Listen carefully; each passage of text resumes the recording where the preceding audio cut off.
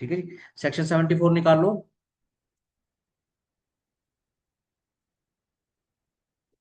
ठीक है जी। चलो, देखो सेक्शन 74 में डॉक्यूमेंट्स के में बता रखा है, एक सवाल जो है श्योर हो जाता है इसके अंदर, ठीक है ना।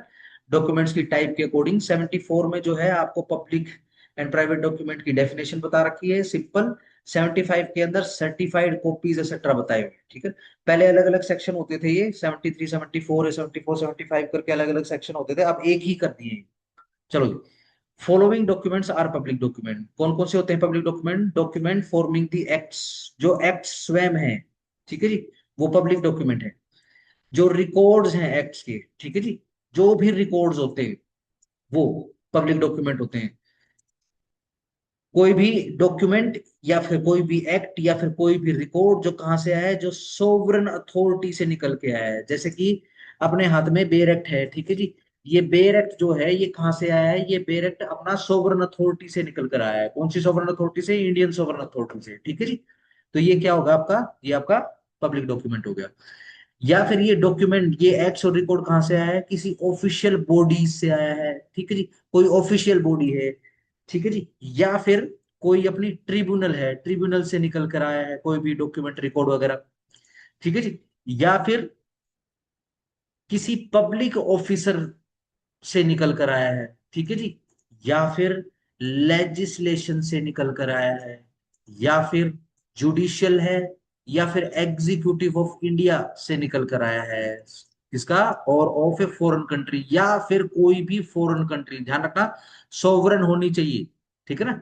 ऐसी कंट्री नहीं होनी चाहिए जिसको मान्यता ही हमारे देश ने नहीं दी, इस तरीके की कंट्री नहीं होनी चाहिए, ठीक है ना।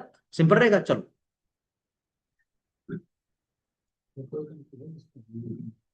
बहुत सारी country. Public records kept in any state or union territory of private document, ठीक है जी। सिंपल, और स्टार लगा लेना, बहुत बार पूछते हैं यहां से, ठीक है जी। क्या है? पब्लिक रिकॉर्ड है, ठीक है जी। और जो रखा गया है कहां पर? किसी स्टेट में या फिर किसी यूनियन टेरिटरी में, ठीक है जी। किस चीज का? प्राइवेट डॉक्यूमेंट का, ठीक है जी। देखो जरा क्या चीज होती है ये डॉक्यूमेंट, कौन सी चीज होती है? एक बार फोन पे ग्रुप के ऊपर लिंक आया, उसके ऊपर देख लो, स्क्रीन दिख जाएगा आपके सामने। मैं इस पे करूंगा ना जी, आपको दिखाई नहीं देगा, वो नहीं दिखाई देगा। चलो जी, देखो, ये दो बंदे हैं, ए और बी। इन्होंने अपने प्राइवेट डॉक्यूमेंट्स कुछ ऐसे हैं जो इनको रजिस्टर कराए हैं इन्होंने, ठीक है जी। चलो जी, इन्होंने रजिस्टर कराए हैं। अब रजिस्ट्री कहाँ होगी? लेट से तहसील में होगी, ठीक है ना। तहसील में कैसे? ट्रिप्लीकेट में होगी। ट्रिप्लीकेट में यानी ओरिजिनल ही कितनी? 3। एक कॉपी जो फरीक अव्वल है, फर्स्ट पार्टी, ठीक है जी, अव्वल। दूसरी फरीक दोयम, सेकंड पार्टी, ठीक है जी। तीसरी जो है आपका तहसीलदार की रहेगी को,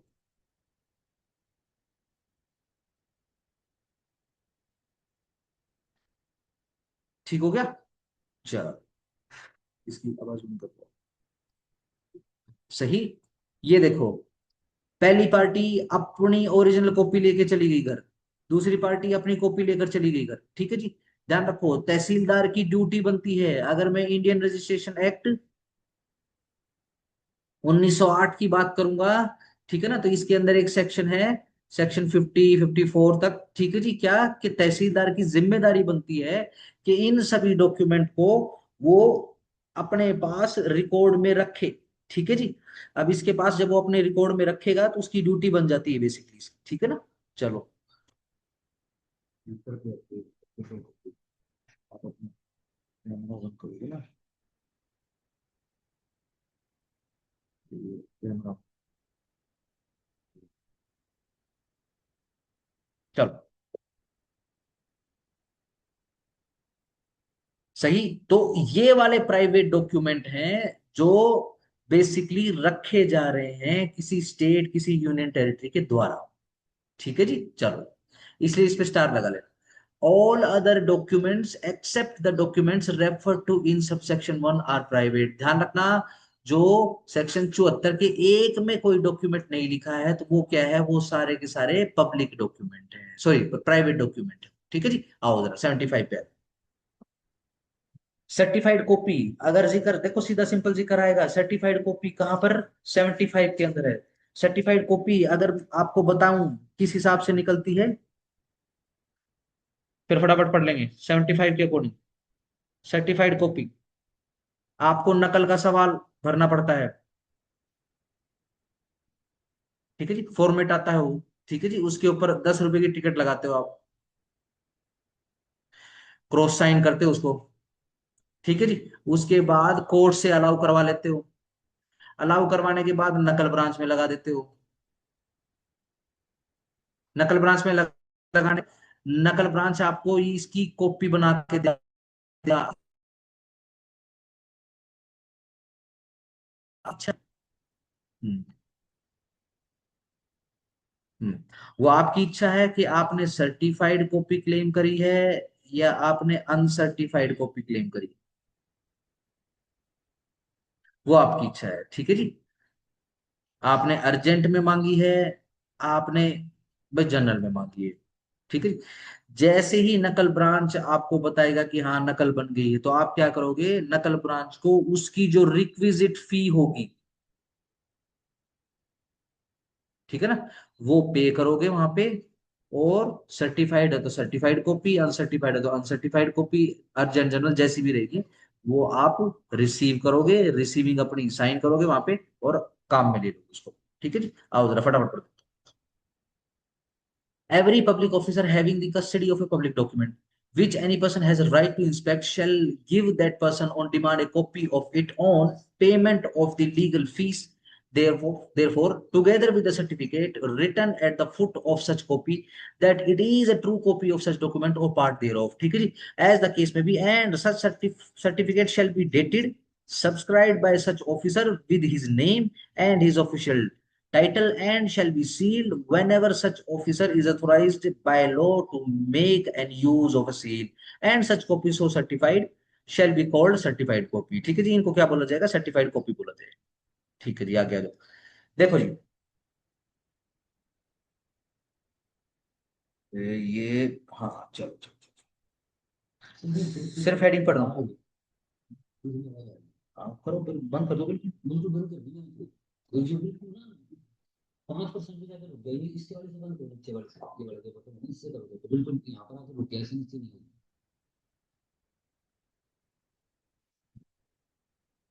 आपका म्यूट भी है। हाँ, वरना सर ये वो हमारी वो लगता है उसमें म्यूट कर दो तो बिल्कुल आवाज नहीं आती। चलो शायद इसके अंदर हो।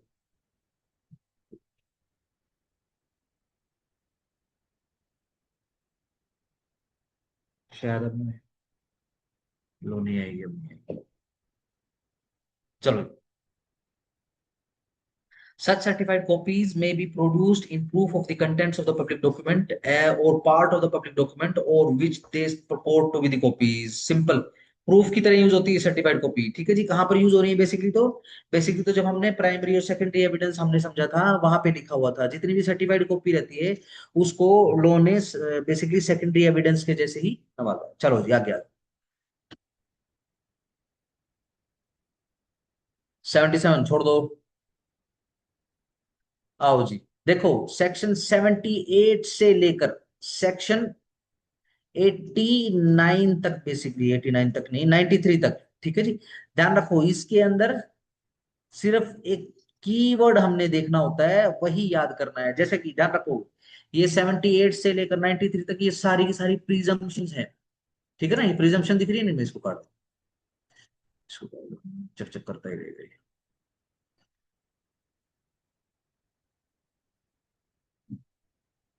चलो, देखो प्रिजम्पशंस की बात हो रही है सेक्शन 78 से लेकर 93 के अंदर।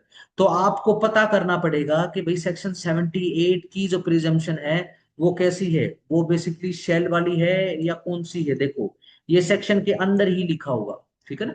शेल वाली है तो आपको याद करना होगा कि 78 की जो प्रिजम्पशन है वो शेल प्रिज्यूम वाली है, ठीक है ना। 79 की है तो वो कौन सी वाली है, ठीक है ना। इनके बीच में मैं नहीं जाऊंगा, ठीक है ना, इसको फटाफट निपटाते हैं, क्योंकि पीटी के अंदर से सवाल ऐसे ही आएगा इस वाले पार्ट में। देखो, simple presumption as to the genuineness of a certified copy, सीधी सिंपल सी बात है, अगर कोर्ट के सामने at the time of the trial inquiry investigation अगर कोई डॉक्यूमेंट लगा देता है और वो डॉक्यूमेंट कैसा है, सर्टिफाइड कॉपी है, ठीक है ना, तो कोर्ट उस सर्टिफाइड कॉपी को देखकर क्या समझेगा कि भाई, प्रिज्यूम कर लेगा कि भाई जेन्युइन है, ठीक है ना। जो भी सर्टिफाइड कॉपी लगाई वो जेन्युइन है, यानी जेन्युइन तरीके से सर्टिफाइड कॉपी अप्लाई करी गई है, नकल का सवाल भरा गया है और पूरा प्रॉपर कोर्स ऑफ बिजनेस के अंदर वो उसको सर्टिफाइड कॉपी मिली है, ठीक है ना। 79 पे आ जाओ। Presumption as to documents produced as record of evidence. 79, जब कभी भी कोई डॉक्यूमेंट प्रोड्यूस किया गया है, किया जाता है before any court purporting to be record or memorandum of the evidence, ठीक है, कैसे कोई डॉक्यूमेंट प्रोड्यूस किया जा रहा है, क्या बोलकर कि ये रिकॉर्ड है जी, या फिर ये मेमोरेंडम ऑफ एविडेंस है, या फिर कोई पार्ट ऑफ द एविडेंस है given by the witness in the judicial proceeding or before any officer authorized by the law to take such evidence, और to be statement or confession by any prisoner, ठीक है जी। या फिर underline कर लो, यह एक statement है या फिर ये कन्फेशन है, कन्फेशन स्टेटमेंट है, किसके द्वारा, प्रिजनर के द्वारा या फिर अक्यूज के द्वारा, अंडरलाइन करते रहना, take in accordance with the law. और ये कन्फेशन कैसे लिखवाया गया है, जैसे लॉ में बताया गया है, and purporting to be signed by the जज और मजिस्ट्रेट, और साथ साथ में इसके ऊपर क्या है, साइन भी है किसके, जज साहब के और मजिस्ट्रेट साहब के, और by any such officer as a या फिर लेट से कोई दूसरा है जो इस प्रकार की स्टेटमेंट के ऊपर साइन वगैरह करता है। द कोर्ट, ओहो अंडरलाइन कर लो, शेल प्रिज्यूम है, ये भी शेल प्रिज्यूम, क्या प्रिज्यूम कर लेगी, भाई ये डॉक्यूमेंट जेन्युइन है, ठीक है, या फिर ये जो स्टेटमेंट है the circumstances under which it was taken purporting to be made by the person signing it, yes, जिसने साइन कर रखे हैं उसी की ही स्टेटमेंट है, ठीक है ना। और ये जो एविडेंस है, statement or confession was duly taken, और ये अच्छे तरीके से और ड्यूली प्रॉपरली लिए गए हैं, ठीक है ना। कोर्ट ऐसा प्रिज्यूम कर लेगी। आओ जी 80, presumption as to gazettes, newspapers and other documents, मान लो कोर्ट के सामने कोई न्यूज़पेपर प्रोड्यूस कर दे, कोई गजट प्रोड्यूस कर दे, ठीक है ना, या फिर कोई दूसरा डॉक्यूमेंट प्रोड्यूस कर दे, तो कोर्ट क्या समझेगी, उसको शेल प्रिज्यूम समझेगी, ठीक है ना, क्या जेन्युइन है भाई ये, ठीक हो गया। चलो जी, जेन्युइन समझ लेंगे उसको, आगे आ। 81, आओ जी, presumption as to gazettes in electronic or digital record, yes, देखो जी इसको भी शेल करो। देखो, हमने कौन से सेक्शन से शुरू किया था, हमने 78 से शुरू किया, अभी तक सारे के सारे शेल ही चल रहे हैं, ठीक है ना। ये याद कर लेना, 78 से शुरू हो रहा है और 103, 103 कह रहा हूँ, 93 पे ले जाकर ये खत्म हो रहा है, ठीक है जी। 78 से लेकर 81 तक शेल है, ठीक है जी। 80 के अंदर जो अदरवाइज हार्ड कॉपीज थी वो इलेक्ट्रॉनिक डॉक्यूमेंट 81 के अंदर बन गए हैं। 82, प्रिजम्पशन एज टू मैप्स और plans made by authority of the government, ठीक है जी। प्रिजम्पशन किस चीज की है, कोई मैप या फिर प्लान प्रस्तुत कर दिया गया है और ये किसे, अथॉरिटी ऑफ द गवर्नमेंट से बनाए गए हैं, again court shell presume, underline करो शेल को, ठीक है ना, कि ये authority of the government, central government या फिर स्टेट गवर्नमेंट से ही बनाए गए। चलो जी 83 पे आज, presumption as to collections of laws and reports of decisions, underline करो शेल प्रिज्यूम। चलो जी 83 तक शेल ही चले जा रहा है, ठीक है जी। The court shall presume the genuineness of every book purporting to be printed or published under the authority of the government, जैसे कि बेरेक्स है। चलो 84, देखो स्पेसिफिक पूछ लेते हैं, पावर ऑफ अटर्नी कोर्ट के सामने प्रोड्यूस कर दी है, कोर्ट कैसे प्रिज्यूम करेगा, अंडरलाइन करो शैल प्रिज्यूम, ठीक है जी। 85, presumption as to electronic agreement, star लगा लो, एचपीएससी का बिल्कुल प्रेडिक्शन है, 84 85 86 और बार बार पूछते हैं। द कोर्ट शेल प्रिज्यूम क्या, कि कोई भी ये जो इलेक्ट्रॉनिक रिकॉर्ड है परपोर्टिंग टू बी एन एग्रीमेंट, जिसको एग्रीमेंट बोला जा रहा है, containing the electronic or digital signature, जिसके अंदर इलेक्ट्रॉनिक या डिजिटल सिग्नेचर है किसके, पार्टीज के, was so concluded by affixing the electronic और डिजिटल सिग्नेचर, ठीक है जी। क्या है, डिजिटल सिग्नेचर जो उस पे करे गए हैं, ठीक है जी, ये कॉन्क्लूडेड और अफिक्सिंग है जो अथॉरिटी के द्वारा बताए गए हैं, ठीक है जी। चलो जी 86 पे आ जाओ। चलो, क्या है, presumption as to electronic records and electronic signatures, बिल्कुल ठीक बात है। देखो 85 के अंदर एग्रीमेंट आया है, ठीक है ना। 86 की हेडिंग में कोई एग्रीमेंट जैसा शब्द नहीं है, इन जनरल है, ठीक है ना। आओ, अगेन कोर्ट शैल प्रोज्यूम, दूसरी लाइन के अंदर ही, ठीक है जी, अंडरलाइन कर लेना इसको, ठीक है ना, कि ये जो सिग्नेचर वगैरह जो है, unless contrary is proved secure electronic record has not been altered since, छोड़ दो इसको,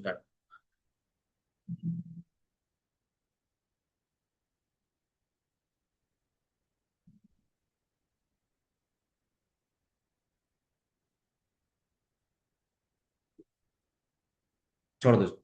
87 पे आ जाओ। Presumption as to electronic signature certificate, yes electronic signature certificate 87 में है, अगेन इसको भी शेल प्रिज्यूम है, ये भी, इसको भी अंडरलाइन कर लो। 88 presumption as to certified copies of foreign judicial record of, ये लो डबल एट में आ गया है, चलो अंडरलाइन करो, यहां में presume. The court may presume that any document purporting to be a certified copy of a judicial record of any country beyond India, ठीक है जी, कोर्ट के सामने एक कागज रख दिया है, और वो कागज क्या कह रहे हैं उस कागज के विषय में, वकील साहब बोल रहे हैं कि जज साहब, ये कोई फॉरेन विदेशी कोर्ट है, उसकी जजमेंट की सर्टिफाइड कॉपी है, ठीक है जी। तो क्या है, उसकी जेन्युइन और एक्यूरेशन का सवाल आ गया है, तो कोर्ट में प्रिज्यूम करेगा, ठीक है ना।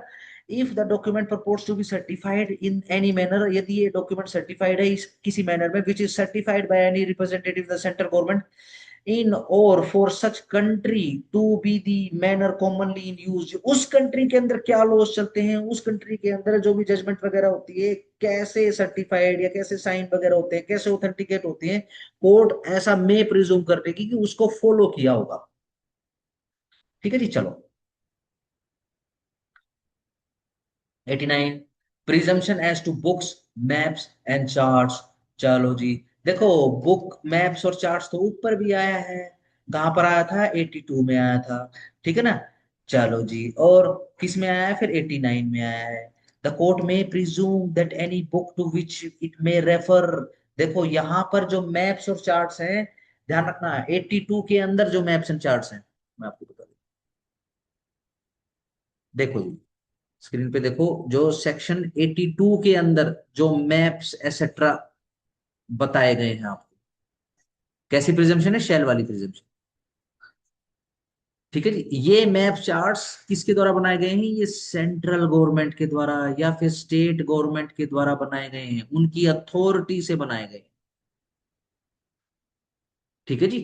जैसे कि मान लो रोहतक का नक्शा है, एमसी का, किसने बनाया है, स्टेट गवर्नमेंट हरियाणा ने बनाया है, वो कोर्ट के सामने प्रोड्यूस कर दिया। अब कोर्ट इसके ऊपर सवाल थोड़ी ना निकालेगी कि भैया इस नक्शे को प्रूव करो, ठीक है जी, इस नक्शे को प्रूव करोगे, इसकी इसमें ये लिखा हुआ है कि भाई इसके अंदर 1 सेंटीमीटर का मतलब रहेगा भाई 5 किलोमीटर, ठीक है ना, प्रूव करके बताओ मुझे, नहीं कोर्ट ऐसा नहीं बोली, ठीक है ना, कोर्ट शैल प्रिज्यूम के अंदर उसको मान ले, ठीक है जी। अगर मैं कहूं ये मे प्रिज्यूम है, लेट से मैं सेक्शन 89 के अंदर क्या करता हूं, मेरी राइटिंग बहुत अच्छी है या फिर मेरी ड्राइंग बहुत अच्छी है, ठीक है ना, मैं नक्शे बहुत अच्छे बनाता हूँ, एक नंबर का नक्शा नवीस हूं मैं, नक्शा नफीस, ठीक है जी। चलो जी, मैंने एक रोहतक का नक्शा बना दिया है, ठीक है ना, बिल्कुल हूबहू दिखता है जो एमसी का नक्शा है उससे, ठीक है ना। लेकिन ध्यान रखो, अगर मेरे वाले नक्शे को प्रोड्यूस किया जाएगा तो कोर्ट शैल प्रिज्यूम नहीं करेगी, कोर्ट सिंपल में प्रिज्यूम करेगी कि हाँ भाई चलो भाई ठीक है ना। आओ जरा 89 को पढ़ा देते हैं। द कोर्ट में प्रिज्यूम दैट कोई book to which it may refer for the information in the matter of public or general interest, and that any published map या फिर chart the statement of which are relevant facts and which is produced for its inspection and was written and published by the person and at the time and place by whom or at which it purports to have been written be or published, ठीक है जी। Court में presume करके मान लेंगे, चलो भाई ठीक है मान लेंगे, चलो।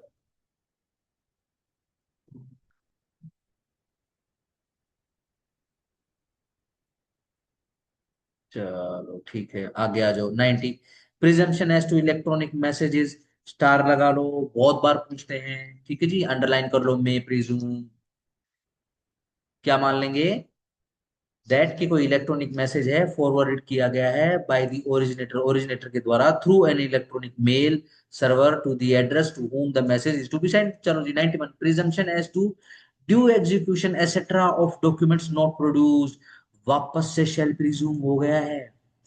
ठीक है जी।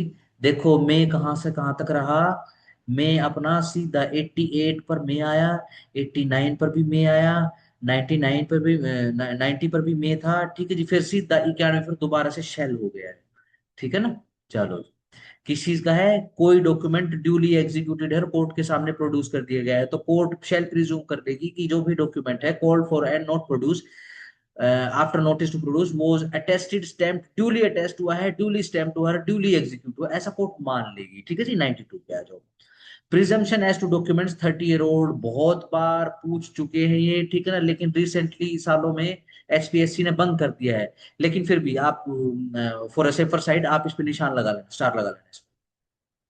92 93 दोनों पे लगा लेना। जहां पर कोई भी डॉक्यूमेंट जो बताया गया है या प्रूव किया गया है कि 30 साल पुराना है, अंडरलाइन करो 30 साल old, is produce from any custody, the court in particular case consider करेगी प्रॉपर, और कोर्ट में प्रोज्यूम, अंडरलाइन में प्रोज्यूम कर देगी क्या, कि जो सिग्नेचर है ना और एवरी अदर पार्ट ऑफ वो वाला 30 साल पुराना document which purports to be in handwriting of any particular person is in that person's handwriting, उस बंदे की हैंडराइटिंग में है। And in the case of a document executive attested, और अगर कोई डॉक्यूमेंट हैंडराइटिंग में ना होके एग्जीक्यूशन वाला अटेस्ट होने वाला है, तो यह ड्यूली एग्जीक्यूट हुआ है और ड्यूली अटेस्टेड हुआ है, ऐसा कोर्ट मान लेगी। ठीक है ना। इलस्ट्रेशन देखो, A has been in possession of a landed property for a long time. He produces from his custody deeds relating to the land showing his titles to it. The custody shall be proper. Custody कैसी रहेगी, custody proper रहेगी। ठीक है जी। A produces needs deeds relating to landed property of which he is the mortgagee। ठीक है जी। The mortgager is in possession, the custody shall be proper। तो क्या माना जाएगा, यस कि mortgage तो बिल्कुल प्रॉपर हुई होगी। ठीक है जी। A a connection of B produce करता है एक डीड जो relating to the lands of B in possession है, which were deposited with him by B for sale for safe custody, the custody shall be proper. तो ये custody भी proper ही होगी। आओ जरा 93 के ऊपर आ जाओ। Presumption as to electronic records 5 साल पुराने, अंडरलाइन कर लो 5 साल ओल्ड को। ठीक है जी। सेम टू सेम है, is produce from any custody which the court in the particular case consider proper. ठीक है जी। द कोर्ट में प्रिज्यूम, दोबारा से में प्रिज्यूम हो गया। देखो 88 से मामला शुरू हुआ था में प्रिज्यूम का, 88 में प्रिज्यूम, 89 में प्रिज्यूम, 90 में प्रिज्यूम, 91 शैल प्रिज्यूम, 92 एंड 93 दोबारा से में। ठीक है ना। याद करके रखना इसको, सिंपल, इसको याद करके रखना। ठीक है। हालांकि क्वेश्चंस बहुत ही डीप और बहुत खतरनाक वाले बनते हैं, लेकिन यूं है कि भाई एडी का अपना पेपर है तो इतना डीप में नहीं आएगा। ठीक है ना, तो इस वजह से ज्यादा डीप में मैं नहीं जा रहा हूँ उसके अंदर। आओ जरा chapter 6, of the exclusion of, किसका, कोई ओरल एविडेंस है, बाय डॉक्यूमेंट्री एविडेंस, किसके द्वारा एक्सक्लूड कर रहे हैं, डॉक्यूमेंट्री एविडेंस के द्वारा एक्सक्लूड कर रहे हैं। देखो जी, जब भी हम बेसिकली एविडेंस एक्ट पढ़ते हैं तो उसके अंदर बताया जाता है कि हमेशा जो बेस्ट एविडेंस है, ठीक है जी, उसी को ही बेसिकली कोर्ट के सामने रखना चाहिए, प्रोड्यूस कीजिए उसको कोर्ट के सामने। ठीक हो गया। बेस्ट एविडेंस, अगर मैं आपको थोड़ा सा समझाने की कोशिश करूं, मान लो कोई डॉक्यूमेंट है, इस डॉक्यूमेंट का नाम है, ले भाई, sale deed, purchase deed, conveyance deed, mortgage deed, pledge deed, जो कुछ भी। ठीक है ना। अब देखो, इस डीड, इस कागज के ऊपर कोई केस आ गया है, ठीक है ना, यानी प्लेंटिफ इस कागज को क्लेम कर रहा है, ठीक है जी, डिफेंडेंट मना कर रहा है इस कागज को। ठीक है, सिंपल। अब अब प्लेंटिफ को ये कागज प्रूव करना पड़ेगा। तो देखो दो तरीके हैं, या तो वो कागज इटसेल्फ, इंस्ट्रूमेंट इटसेल्फ लगाए, या फिर वो इसकी सर्टिफाइड कॉपी लगाए, या फिर भाई फिर वो इसकी फोटो स्टेट लगाए। ठीक है ना, सिंपल। तीन सवाल आ गए। अब देखो इसके अंदर एक डॉक्यूमेंट यानी एक जो एविडेंस है वो बेस्ट एविडेंस है, ठीक है ना। बाकी दो जो है वो बेस्ट एविडेंस नहीं है, और एक तो वो एविडेंस की डेफिनेशन में आएगा ही नहीं, ठीक है जी। सबसे पहले तो फोटोस्टेट के ऊपर कांटा मार दो, एविडेंस की डेफिनेशन में ही नहीं आएगा, ठीक है ना। चलो जी। दूसरा, अगर वो कागज इटसेल्फ आप दिखा रहे होगे, देखो जी ये देखो ड्यूली एग्जीक्यूट होके रखा हुआ है, इसने डिफेंडेंट ने भी साइन कर रखे हैं, मैंने भी साइन कर रखे हैं, ठीक है ना। अगर आप वो कागज स्वयं वही लगाते हो, वो ओरिजिनल कागज लगाते हो, ध्यान रखना ये बेस्ट एविडेंस है आपका, कोर्ट खुशी खुशी इसको स्वीकार कर लेगी, ठीक है ना। ध्यान रखना, अगर बेस्ट एविडेंस नहीं है, या फिर जो सेक्शन बेसिकली अपना 63 के अंदर 62 के अंदर फॉल करते हैं, उन केसेस के अंदर ही आप अलाउ करे जाओगे कि आप सर्टिफाइड कॉपी लगा सको। लेट्स से आप सेक्शन 62 61 के अंदर फॉल ही नहीं करते हो, तो ध्यान रखना आप सर्टिफाइड कॉपी लगा ही नहीं सकते हो। ध्यान रखो क्यों, क्योंकि ये बेस्ट एविडेंस नहीं है, इसको बोलेंगे हम सेकेंडरी एविडेंस, ठीक है ना। बेस्ट कौन सा, प्राइमरी एविडेंस, ठीक हो। चलो आगे। अब ऐसे ही एक सवाल आ गया है, क्या सवाल आ गया है, सिंपल सा सवाल आ गया है कि एक्सक्लूड करना है ओरल एविडेंस को, कैसे, डॉक्यूमेंट्री एविडेंस कोर्ट के अंदर लगाकर, बाकी जितना भी ओरल एविडेंस रहेगा उसको एक्सक्लूड कर दो, ठीक है जी। आगे आ जाओ। 94, evidence of terms of contract grant or other disposition of property reduced to the form of a document, ठीक है जी। ध्यान रखो थोड़ा सा स्ट्रेस कम लेना, ठीक है ना, थोड़ा सा टेक्निकल पड़ता है 90 जो आपका 94 95 है, ठीक है जी। ये टिल 103 तक थोड़ा सा ट्रिकी पड़ता है, ठीक है ना। बस अपना टारगेट क्या रहेगा कि हम इसके अंदर जो जो कीवर्ड रहेंगे उसको हम अंडरलाइन कर लेंगे, उसको अच्छे से एक बार समझ लेंगे, ठीक हो गया। सिंपल है।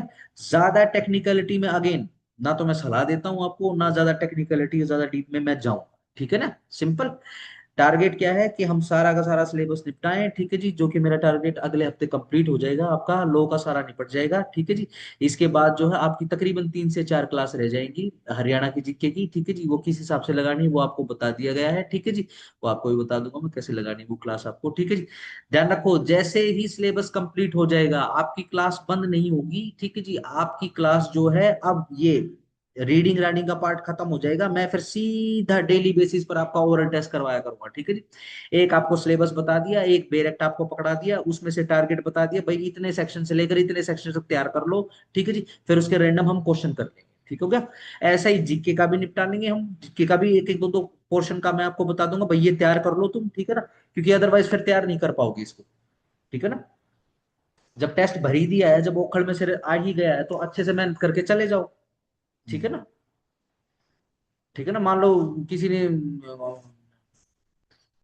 क्या बोलते हैं उसको, किसी जंग साज ने बहुत अच्छे से जंग की तैयारी करी हो, ठीक है जी, उसको शहीद होने में मजा आएगा। मान लो जिसकी तैयारी ना हो वो क्या करेगा, वो कुछ नहीं करेगा, ठीक है ना। चलो आगे आगे। When the terms of a contract, जब कभी भी terms of a contract number 1 लिख लो, और ऑफ ग्रांट, अंडरलाइन करो ग्रांट, नंबर 2 लिख लो, or of any other disposition of property, underline other disposition of property, number 3 लिख लो, have been reduce to the form of a document, इसको reduce कर दिया, इसका कागज बना लिया। एंड इन ऑल केसेस, या फिर वो ऐसे केसेस हैं इन विच एनी मैटर, जिसके अंदर कोई भी मैटर रिक्वायर्ड बाय लॉ, यानी लॉ की ही रिक्वायरमेंट है कि उसको तो भाई साहब आपको रिड्यूस करना पड़ेगा डॉक्यूमेंट की फॉर्म में, ठीक है जी। 3 प्रकार के डॉक्यूमेंट हो गए हैं, टर्म्स होगी किसी कॉन्ट्रैक्ट की, कोई ग्रांट होगी, कोई अदर डिस्पोजिशन ऑफ प्रॉपर्टी होगी, अंडरलाइन डिस्पोजिशन ऑफ प्रॉपर्टी है, ठीक है ना, और कोई डिस्पोजिशन नहीं है, डिस्पोजिशन ऑफ राइट्स नहीं है। सिंपल। 94 के अंदर सही रहेगा, तो डिस्पोजिशन ऑफ प्रॉपर्टी को पूरा अंडरलाइन करोगे, ये जो इधर है आपका फर्स्ट लाइन के अंदर, डन है। चलो जी। या तो सिंपली सी बात है, या तो इसको पार्टी ने अपनी सुविधा से इसको राइटिंग में लिख लिया, या फिर यह लो की रिक्वायरमेंट है, लो कहता है ऐसा कि भैया आपको ये लिखवाना पड़ेगा, आपको ये अटेस्ट करवाना पड़ेगा, या आपको रजिस्टर कराना पड़ेगा, लो ऐसा बोलता है, ठीक है जी। तो क्या करेंगे अपन, ठीक है। अगेन बॉक्स कर लो, no, no evidence shall be given in proof of the terms of such contract grant or the disposition of property or of such matter except the document itself, yes, document itself ही produce करोगे court के सामने, ठीक है जी। Simple. या फिर secondary evidence दोगे उसके कंटेंट का उन केसेस के अंदर जहां पर सेकेंडरी एविडेंस जो है वो एडमिसिबल है, ठीक है ना। सेकेंडरी एविडेंस बोलकर बता दिए हैं बेरेट के अंदर के इन केसेस के अंदर ही सेकेंडरी एविडेंस जो है एड्यूस करे जा सकते हैं, ठीक है जी। एक बार दोबारा से आपको मैं रिमाइंड करा देता हूँ, ठीक है जी, कौन कौन से सेक्शन थे ये अपने। ये लो जी, सेकेंडरी एविडेंस आ गए थे 58 के अंदर, फिर आ जाओ सीधा 60 सेक्शन, ठीक है ना। कहां पर आप सेकेंडरी एविडेंस दे सकते हो, ये जो सरकमस्टांसेस आपको बता रखे हैं ABCDEFG, ठीक है जी, सिर्फ इन सरकमस्टांसेस के अंदर जो है आप सेकेंडरी एविडेंस देने के लिए लायक हो, अन्यथा आपको एंटाइटलशिप है ही नहीं कि आप सेकेंडरी एविडेंस दे सकते हो। 94 भी आपको बेसिकली यही बोल रहा है क्या, कि अगर कोई भी कागज का सवाल आ गया, ठीक है ना, तो वो आप कागज ही पर से कोर्ट के अंदर लगाओगे, उसी से ही आप प्रोड्यूस करोगे, प्रूव करोगे। अगर वो नहीं है और आप एंटाइटल हो कि आप सेकेंडरी एविडेंस दे सकते हो, तब आप सेकेंडरी एविडेंस लगाओ, ठीक है जी। 94 के एक्सेप्शन पे आ जाओ। एक्सेप्शन 1 पे स्टार लगा लो। बहुत बार पिछली बार भी पूछा गया है, एडीए में ही पूछा है। जब public officer is required by law to be appointed in writing, ठीक है जी, जब पब्लिक ऑफिसर है कोई, ठीक है जी, और अगेन जॉब लेटर तो देखो सबको मिलता है, अपॉइंटमेंट लेटर तो सबको मिलता है, ठीक है जी।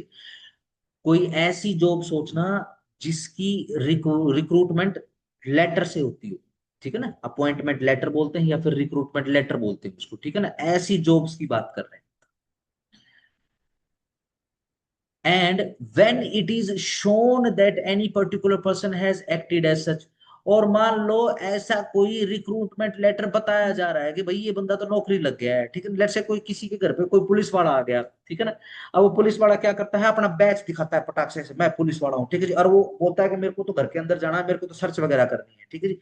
तो कोई आदमी उसको ये नहीं बोलेगा कि भाई तू वो लेटर दिखा, अपॉइंटमेंट लेटर दिखा, हम तो नहीं मानते, तू कैसे लग गया होगा, ठीक है ना, नहीं कह सकते हम उसको, ठीक है ना, कि तू डॉक्यूमेंट प्रोड्यूस कर। लेट से अगर ये पुलिस वाला अगर जज साहब के सामने भी चला जाएगा, और पुलिस वाला अगर जज साहब को कहेगा कि मैं पुलिस ऑफिसर हूँ या फिर मैं इन्वेस्टिगेटिंग ऑफिसर हूँ जी, और मैंने जो है सर्च वगैरह करी थी, ध्यान रखना जज साहब भी उसको ये नहीं पूछेंगे कि भाई तू अपना जॉब लेटर दिखा या फिर अपना अपॉइंटमेंट लेटर दिखा, ठीक हो गया। चलो, एक्सेप्शन नंबर 2, स्टार लगा लो। Specifically wills admitted to probate, कौन सी वसीयतें जो प्रोबेशन के लिए एडमिट हो चुकी हैं, कहाँ, हमारे देश के अंदर, may be proved by the probate. ध्यान रखना, एक बार वसीयत प्रूव अगर आपको करनी है किसी भी समय, देखो वो तो पार्टीज की इच्छा होती है कि उसको वसीयत बेसिकली कब प्रूव करनी है। ध्यान रखना, हमारे देश के अंदर वसीयत प्रूव करने का मतलब होता है कि प्रोबेशन डाली जाए वसीयत, ठीक है ना। अगर कोर्ट ने प्रोबेट कर दिया उस विल को, तो विल वो वसीयत प्रूव हो चुकी है, ठीक है ना। फिर वो वसीयत उठाने की जरूरत नहीं है। फिर वो जो प्रोबेशन की जो डिक्री है, ठीक है ना, प्रोबेशन का जो ऑर्डर है जो कोर्ट ने अब दे दिया है पार्टी को, कंसर्न पार्टी को, आप सिंपल वो डॉक्यूमेंट अपने पास रखोगे, ठीक है ना, कि जी कोर्ट ने प्रोबेट करके हमको दे दिया है प्रॉपर्टी का, ठीक है ना। अगेन, जब कभी भी प्रोबेशन की बात होगी, वसीयत को प्रूव करने की बात होगी, तो सिर्फ प्रोबेट के कागज से ही उसको प्रूव किया जाएगा, अन्यथा नहीं किया जाएगा, ठीक है ना, ध्यान रखना। अब भाई वो देखो, हुआ तो एक प्रकार का ये एग्रीमेंट ही है। अगर मैं पूछूं कि क्या ये एग्रीमेंट एग्रीमेंट है, एक बुजुर्ग आदमी उसने मरने से पहले जो है अकॉर्डिंगली जो बच्चे चाह रहे थे उनके अकॉर्डिंग जो है साइन करके बता दिया कि भाई ऐसे ऐसे प्रॉपर्टी है, तुम बांट लेना, ठीक है ना, एक प्रकार का एग्रीमेंट है। और लिखना पड़ता है, हाँ भाई लिखते हैं, क्योंकि नहीं लिखोगे तो भाई साहब ओरल वसीयत को तो कोई मानता है नहीं, और खासतौर से हिंदू लॉज के अंदर तो ओरल वसीयत को तो कुछ मानते नहीं, समझते नहीं। मुस्लिम लोग का अलग फंडा है अपना, ठीक है ना, उनके अंदर तो इशारों में भी बनी हुई वसीयत चल जाती है, लिखी हुई वसीयत भी चल जाती है, बोली हुई वसीयत भी चल जाती है, लिखी हुई है अनरजिस्टर्ड है वो भी चल जाती है, लिखी हुई है रजिस्टर्ड है वो भी चल जाती है, ठीक है ना। बट ध्यान रखना, अगर हिंदूज हैं या फिर अदरवाइज देन दी मोमडिन्स हैं, तो ध्यान रखना उनको तो लिखनी ही पड़ती है वैसे, ठीक है ना। हाँ, इसको रजिस्टर कराने की आवश्यकता नहीं है, ठीक है ना, अगर रजिस्टर होती है तो फिर प्रूव कराने की आवश्यकता नहीं होती। इसी कारण से स्पेसिफिकली इंडियन रजिस्ट्रेशन एक्ट के अंदर सेक्शन 18 के अंदर इसको ऑप्शन ई के अंदर डाला है, ठीक है ना। ऑप्शनल है, मैंडेटरी नहीं है। क्यों? क्योंकि वसीयतें प्रोबेशन से ही प्रूव होती है, रजिस्ट्रेशन से प्रूव नहीं होती है, ठीक है ना।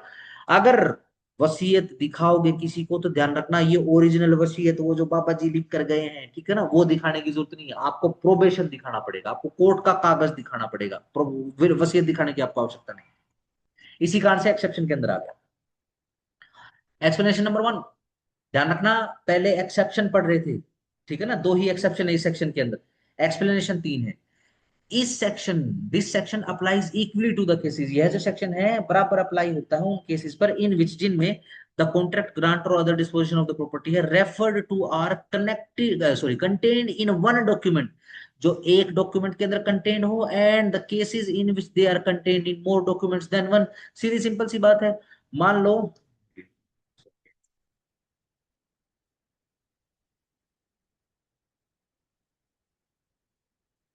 चलो चलो, तो ये चीज़ पूछ लूंगा। चल,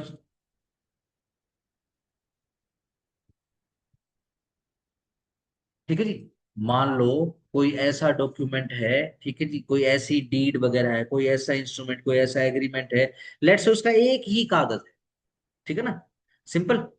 अगेन मैं एक कागज मतलब वो गिनती के एक कागज की बात नहीं कर रहा हूँ, ठीक है ना, मैं कोई एक इसकी बात नहीं कर रहा हूँ, लेट्स से वो बंच ऑफ कागज है, ठीक है ना, अगर मैं कहूँ कि ये एक डॉक्यूमेंट है, ठीक है ना, मेरे पास लेट्स से मेरे जो पर्सनल नोट्स हैं ये एविडेंस का एक डॉक्यूमेंट है, ठीक हो गया, तो यह एक डॉक्यूमेंट। लेट से कुछ ऐसे डॉक्यूमेंट होते हैं जो एक में नहीं बनते हैं, वो डुप्लीकेट में, ट्रिप्लीकेट में, मल्टीपल कॉपीज वगैरह बनती हैं उनकी, बनानी पड़ती है उनकी, ठीक है ना, तो कोई बात नहीं, मल्टीपल में सभी के ऊपर बराबर बराबर एप्लीकेबल हो जाएगा, ठीक है जी। एक्सप्लेनेशन नंबर दो, जहां पर there are more original than one, जब एक से ज्यादा ओरिजिनल हो, एक original only need to be proved, हाँ बस इतना ध्यान रखना। मान लो अगर एक से ज्यादा ओरिजिनल है तो आपको सिर्फ एक ओरिजिनल ही प्रूव करनी है, आपको सारी ओरिजिनल प्रूव करने की जरूरत नहीं है। जैसे कि जो रजिस्टर्ड डीड्स वगैरह होती हैं वो ट्रिप्लीकेट में बनती हैं, ठीक है ना, तीन ओरिजिनल होती हैं वो, ठीक है ना। अब सीन क्या है कि आपको प्रूव करनी है, तो आप कोई भी एक, ठीक है ना, लेट से आप फरीक अव्वल हो, आप पार्टी नंबर वन हो, ठीक है, या पार्टी नंबर टू हो, या फिर आप तहसीलदार हो, तो किसी की भी कॉपी आप ओरिजिनल उठाओ और कोर्ट के सामने रखो और उसको प्रूव कर दो, ठीक है ना। आपको भाई तहसीलदार की प्रूव होगी, मैं अपनी तो प्रूव कर लूं, नहीं, ऐसी आवश्यकता नहीं। एक्सप्लेनेशन नंबर तीन, the statement in any document what ever of a fact other than the facts referred to in this section shall not preclude the admission of oral evidence as to the same facts। देखो जी, अब again कागज तो court के सामने रख दिया है, लेकिन सारी चीजें उस कागज के कंटेंट से रिलेटेड प्रोड्यूस या फिर प्रूव नहीं करनी है आपको, ठीक है ना। उस कागज से रिलेटेड कुछ ऐसे इंसिडेंट भी आपको प्रूव करने हैं जो उस कागज के अंदर मेंशन नहीं है, ठीक है ना। Let's say party number one और पार्टी नंबर टू ने जो है साइन कर रखे हैं, लेकिन यह फैक्ट है कि पार्टी नंबर वन ने तो पहले ही दिन at the time of the writing of the agreement ही साइन कर दिए थे, जो पार्टी नंबर टू है उसने बेसिकली 6 महीने के बाद साइन करे।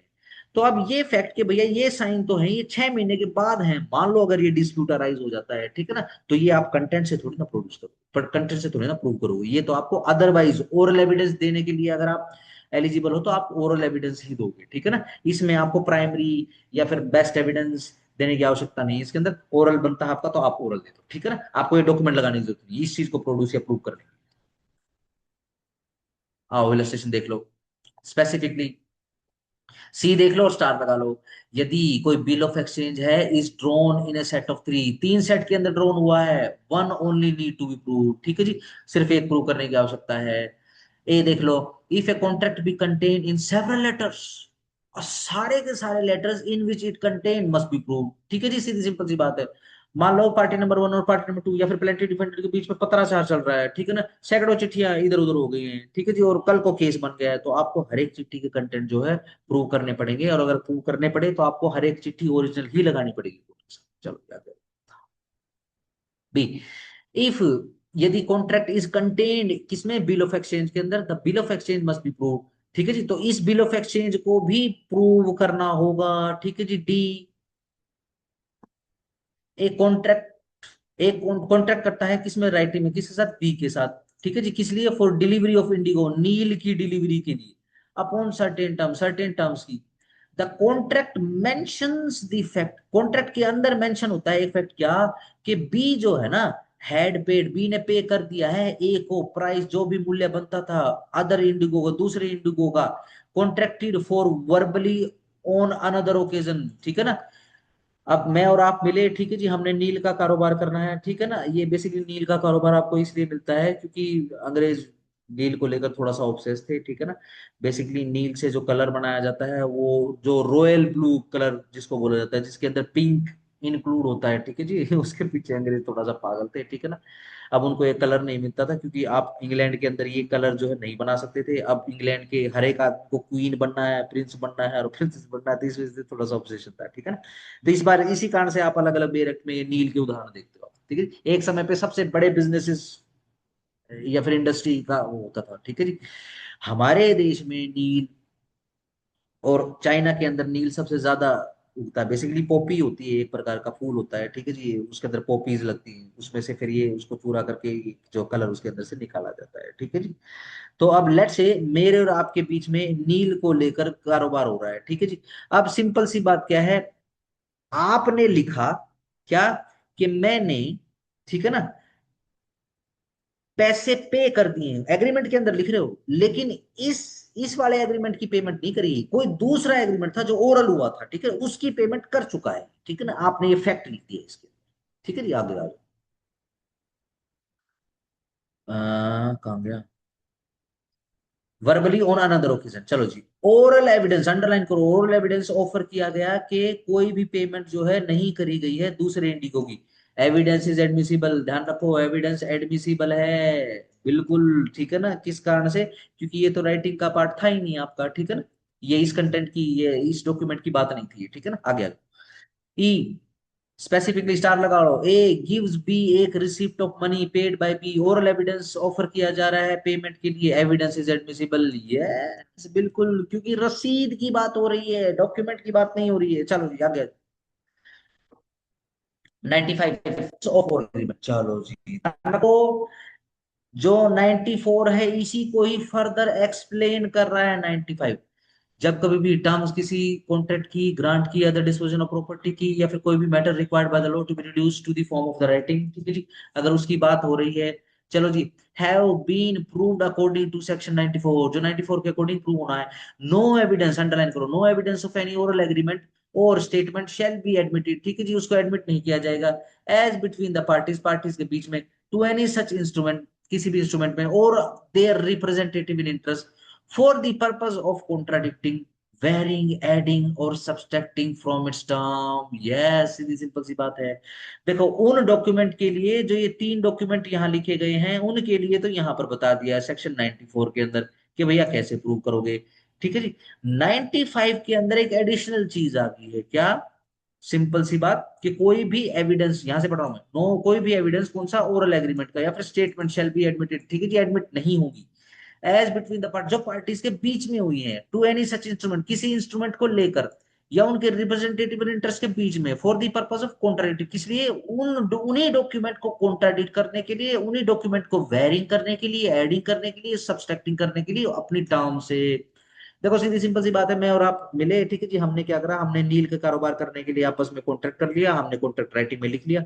लेट से कॉन्ट्रैक्ट के अंदर कुछ कंटेंट हमने प्रूव करने हैं, तो चाहे आप चाहे मैं, मेरे को वो डॉक्यूमेंट लगाना पड़ेगा, ठीक है जी। लेट से मैं उस एग्रीमेंट को कॉन्ट्राडिक्ट कर रहा हूं, या फिर मैं कोर्ट के सामने ये फैक्ट रख रहा हूं कि जज साहब इस कॉन्ट्रैक्ट के, मान लिया कॉन्ट्रैक्ट तो ठीक है जज साहब ये, लेकिन इस कॉन्ट्रैक्ट के अंदर चेंज आ गया था जी बाद में, ठीक है जी। अब मैं वो बोलने की कोशिश कर रहा हूं, डॉक्यूमेंट कैसा था, डॉक्यूमेंट पहले वाला राइटिंग के अंदर रिड्यूस कर लिया था, या फिर पर से वो रिक्वायर्ड बाय द लॉ है कि भैया वो तो राइटिंग में ही लिखना पड़ेगा, तो जो भी कॉन्ट्राडिक्शन, वेरिंग, चेंजिंग, अल्टरेशन वगैरह, वो भी अपने को राइटिंग में करनी पड़ेगी, और वो भी अगर राइटिंग में हुई है तो उसका भी ओरल एविडेंस नहीं आएगा, ध्यान रखना। एडिशनल चीजों का भी एविडेंस कैसा, यही प्राइमरी या फिर बेस्ट एविडेंस यानी डॉक्यूमेंट इटसेल्फ ही आपको लगाना पड़ेगा, ठीक है जी। आगे आगे ध्यान रखना, जनरल रूल आपको बता दिया है कि उसकी कॉन्ट्रैक्ट, कॉन्ट्राडिक्शन, वेरिंग, एडिशन और सब्सट्रैक्शन के लिए भी आपको ओरल एविडेंस नहीं देना, ठीक है, आपको वो डॉक्यूमेंट ही लगाना पड़ेगा। लेकिन ये नीचे अब सारे के सारे इसके एक्सेप्शन है। एक्सेप्शन नंबर 1, प्रोवाइडेड दैट, यह बता दिया जाता है, फैक्ट जो है ऐसे प्रूव करे जा सकते हैं विच वुड इनवैलिडेट, जो इनवैलिडेट करें किसी डॉक्यूमेंट को, या विच वुड एंटाइटल, एंटाइटल कर दे किसी बंदे को किसी डिग्री के लिए या किसी ऑर्डर के लिए, relating there to such as, जैसे कि फ्रॉड, इंटिमिडेशन, इलीगलिटी, अंडरलाइन करो, want of due execution, want of capacity in any contracting party, want or failure of consideration or mistake in fact of law। ठीक है जी। Let's say हुआ क्या, मेरे और आपके बीच में एग्रीमेंट होता है और मैं बोलता हूँ कोर्ट के सामने कि जज साहब ये तो डॉक्यूमेंट राइटिंग में हुआ था, ठीक है ना, एग्रीमेंट और कॉन्ट्रैक्ट हमारे बीच में राइटिंग में हुआ था, लेकिन इस बंदे ने यानी तुमने मेरे साथ, जज साहब को कह रहा हूँ कि तुमने जो है ये सामने वाली जो पार्टी है ना, तो साहब इसने मेरे साथ फ्रॉड प्ले किया। ठीक हो गया। अब अगेन फ्रॉड कहां से लिखोगे, तो ये एक्सेप्शन में डाल दिया। यह फ्रॉड जो है, ये इंटिमिडेशन जो है, ये जो अदरवाइज जो फैक्ट्स चल रहे हैं जो मेंशन्ड नहीं होते किसी कॉन्ट्रैक्ट के अंदर, एग्रीमेंट के अंदर, ये आप ओरली भी प्रूव कर सकते हो। सिर्फ यही एक्सेप्शन बोला जाए, ठीक है ना। आओ जाओ नेक्स्ट। यह भी बता दिया जाता है कि एग्जिस्टेंस ऑफ एनी कोई सेपरेट ओरल एग्रीमेंट है, अंडरलाइन करो, सेपरेट है और कैसा है, ओरल एग्रीमेंट है, as to any matter on which a document is silent, जिसके ऊपर मेन डॉक्यूमेंट साइलेंट है, and which is not inconsistent with the terms, और जो ये ओरल एविडेंस, ओरल डॉक्यूमेंट है ना, ओरल एग्रीमेंट जो है, ये इनकंसिस्टेंट नहीं है मेन डॉक्यूमेंट के। In considering whether or not this proviso applies, the court shall regard to the degree of the formality of the document। ठीक है जी, सीधी सिंपल सी बात है। जो फॉर्मेलिटीज है उसका रिगार्ड कर देंगे, जो भी डॉक्यूमेंट की रहती है, ठीक है जी। अगर आपको ओरल करना तो आप ओरल उसको प्रूव कर सकते हो, ठीक है जी। आगे आओ। तीसरा प्रोवाइजो यह भी बता दिया जाता है कि एग्जिस्टेंस ऑफ कोई distinct subsequent oral agreement. Exception number 2 के अंदर क्या था, सेपरेट ओरल एग्रीमेंट, ठीक है जी। 3 के अंदर क्या है, बिल्कुल अलग, जो बाद में बना है, सब्सिक्वेंट बना है, और कैसा है, ओरल एग्रीमेंट है। और किस चीज के लिए है, रिसाइंड करने के लिए, रद्द करने के लिए, या फिर मॉडिफाई करने के लिए, एनी सच कॉन्ट्रैक्ट, किसी कॉन्ट्रैक्ट को, किसी ग्रांट डिस्पोजिशन, जो मेन जो डॉक्यूमेंट था बेसिकली उसको, ठीक है जी। कहां गया, सिंपल आ गया। प्रोवाइडेड ऑल्सो दैट, चौथा, कोई यूजेज है, कोई कस्टम है, by which incident not expressly mentioned in any contract are usually annexed to the contracts of the description में बी प्रूव्ड। बिल्कुल ठीक बात है जी। मेरे और आपके बीच में लेट से एक केमिकल होता है पोटेशियम, एक धातु होती है बेसिकली, केमिकल कंपाउंड में बोलना इसको ठीक नहीं रहेगा, ठीक है ना। ये एक एलिमेंट, ये एक मेटल होता है पोटेशियम, ठीक है ना। अब क्या है, ये धरती में से निकालना है, ये ओर को तोड़कर निकाला जाता है, ठीक है जी। पहले वो जो ओर को हो उसके अंदर लेके जाते हैं लैब के अंदर, ठीक है जी, इंडस्ट्री के अंदर या फैक्ट्री के अंदर, ठीक वहां से फिर उसकी धुलाई करके उसको निकाला जाता है, ठीक है जी, सिंपल सी बात है। सही, शायद पोटास से तो नहीं लिंक कर पाओगे। लेट से मैं और आप जो है वो धंधा करते हैं किस चीज का,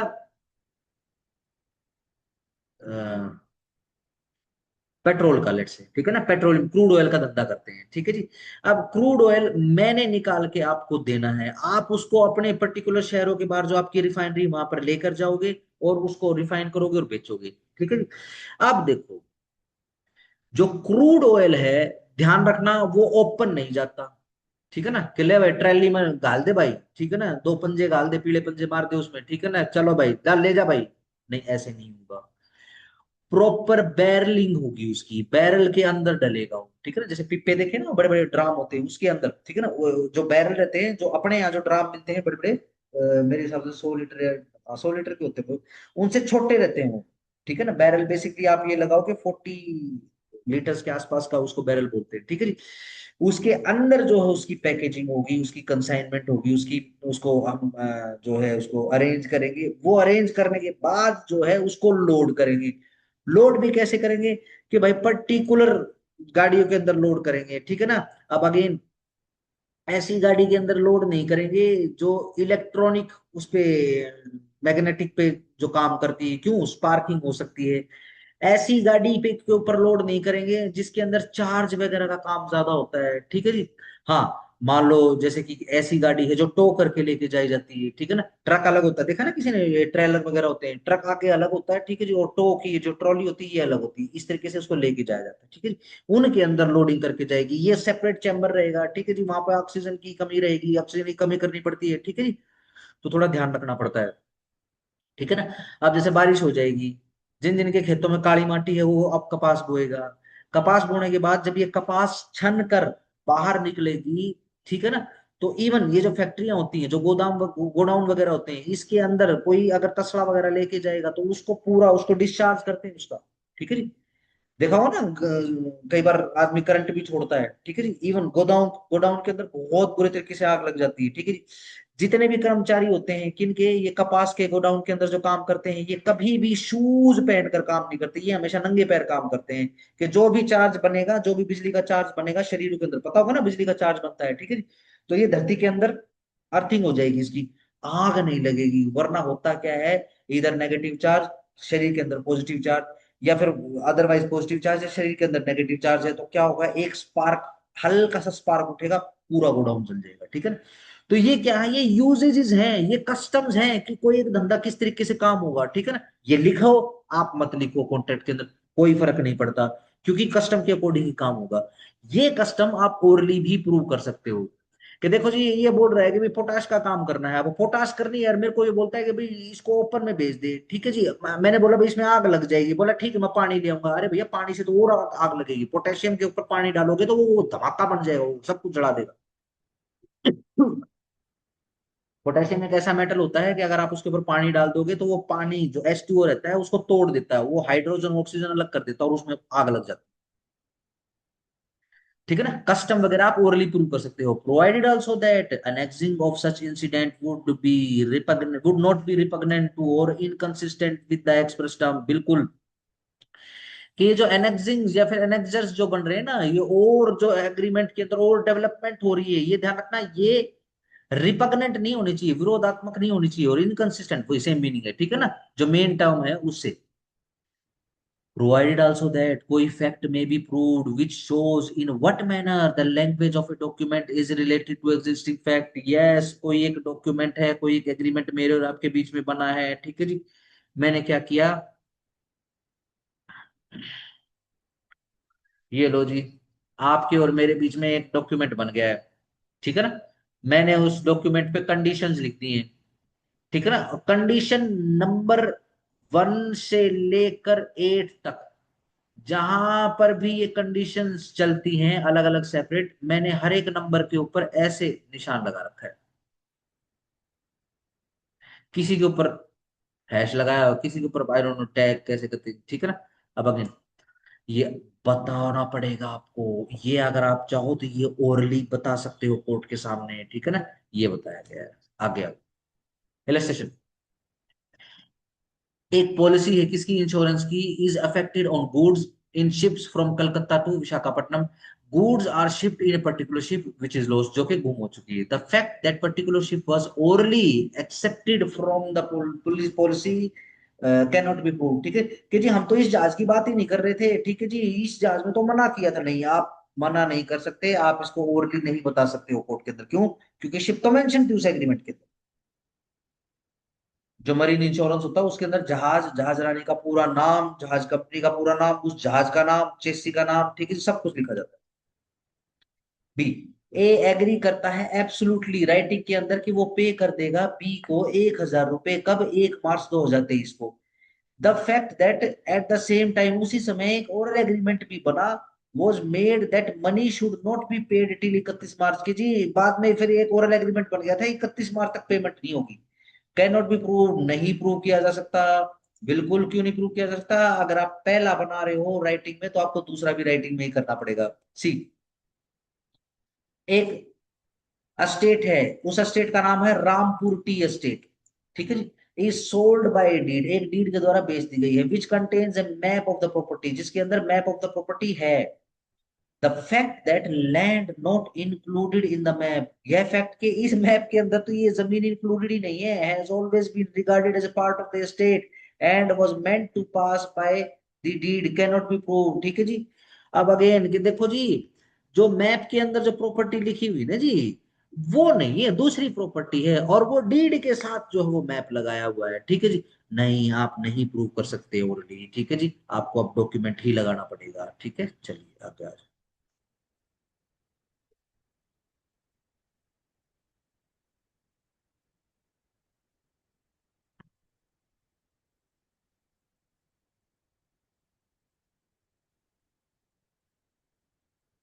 चलो, सी, डी, ए एंटर करता है रिटर्न कॉन्ट्रैक्ट के साथ बी में, बी के साथ to work certain mines, particular खदानों के अंदर काम करना है।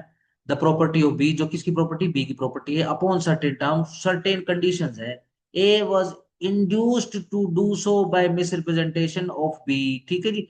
ए किस लिए काम करने के लिए तैयार हो गया, क्योंकि मिसरिप्रेजेंटेशन होगी बी की तरफ से, एज टू देयर वैल्यू, उसकी वैल्यू को लेकर, द फैक्ट में बी प्रूव, यह जो फैक्ट है यह प्रूव किया जा सकता है ओरली। ठीक है ना, चलो जी, आगे आगे। E. A institute a suit against B for specific performance of a contract and also prays that, और यह प्रे करता है कि कॉन्ट्रैक्ट में भी रिफॉर्म, कॉन्ट्रैक्ट को रिफॉर्म कर दिया जाए एज टू वन ऑफ इस प्रोविजन, एक प्रोविजन को लेकर, as that provision was inserted in by mistake. A may prove, अगर चाहे तो प्रूव कर सकता है, ठीक है जी, कि यह जो मिस्टेक थी was made as would by law entitle him to have the contract reform. ठीक है जी, कि इस गलती से उसके हाथ में एक राइट आ गया, अगर वो चाहे तो रिफॉर्म करा सकता है कॉन्ट्रैक्ट के अंदर। ठीक है जी, ये प्रूव कर सकता हो। चलो जी आगे।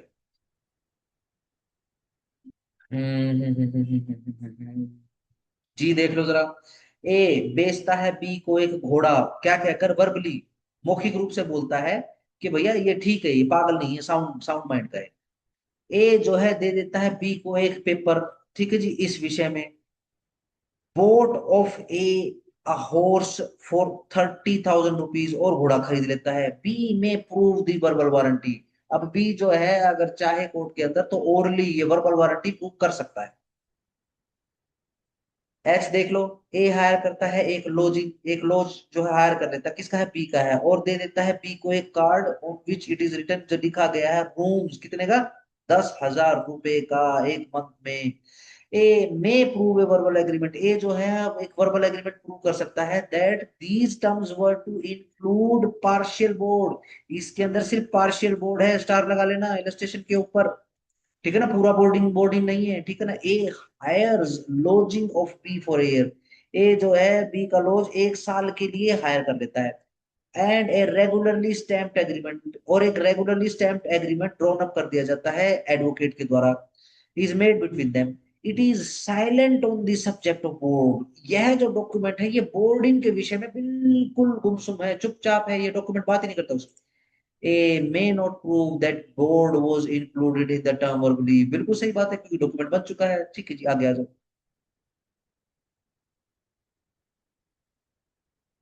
ये वही ए आई जो है दोबारा से रिसीट का आ गया है। ठीक है जी, ये तो पहले से ही एक्सेप्शन है। ठीक है जी। जे भी पढ़ लेना। ठीक है, आओ जरा 96 पे आओ। Exclusion of evidence to explain or amend ambiguous document, मैं एक बार इसके ऊपर केस लो देख लेता हूँ, अगर केस लो तो आपको लिखवा देता हूँ 94 95 के ऊपर।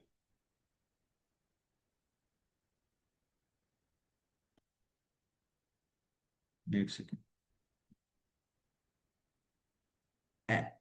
एच, हाँ करना है।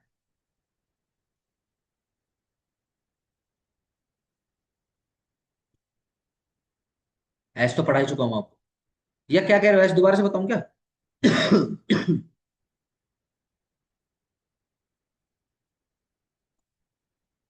तो ओके, ठीक है जी। देखो जी, वर्ड टू वर्ड बता रहा हूं मैच में क्या लिखा है।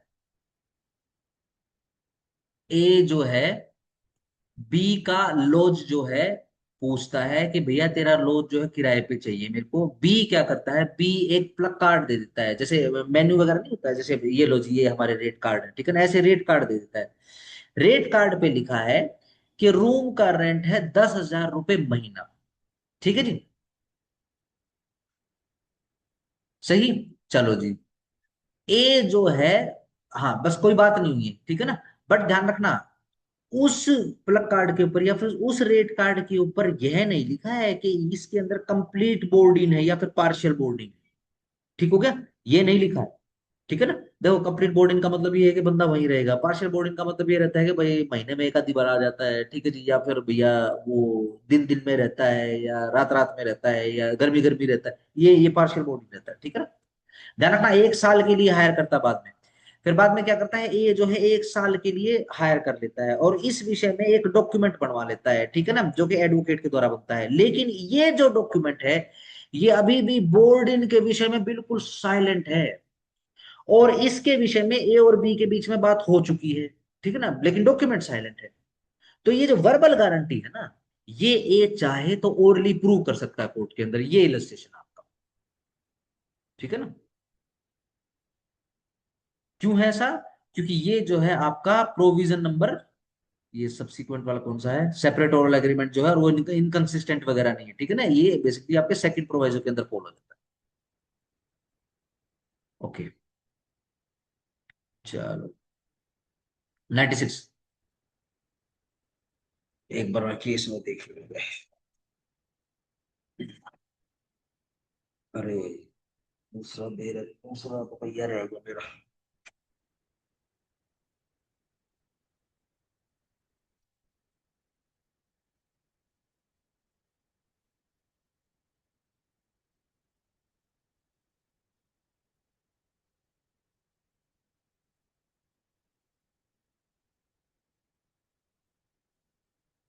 नहीं, दूसरा, दूसरे रजिस्टर में 96। चलो 94 95 के ऊपर कोई केस लो नहीं है, ठीक है ना, आगे बढ़ते हो।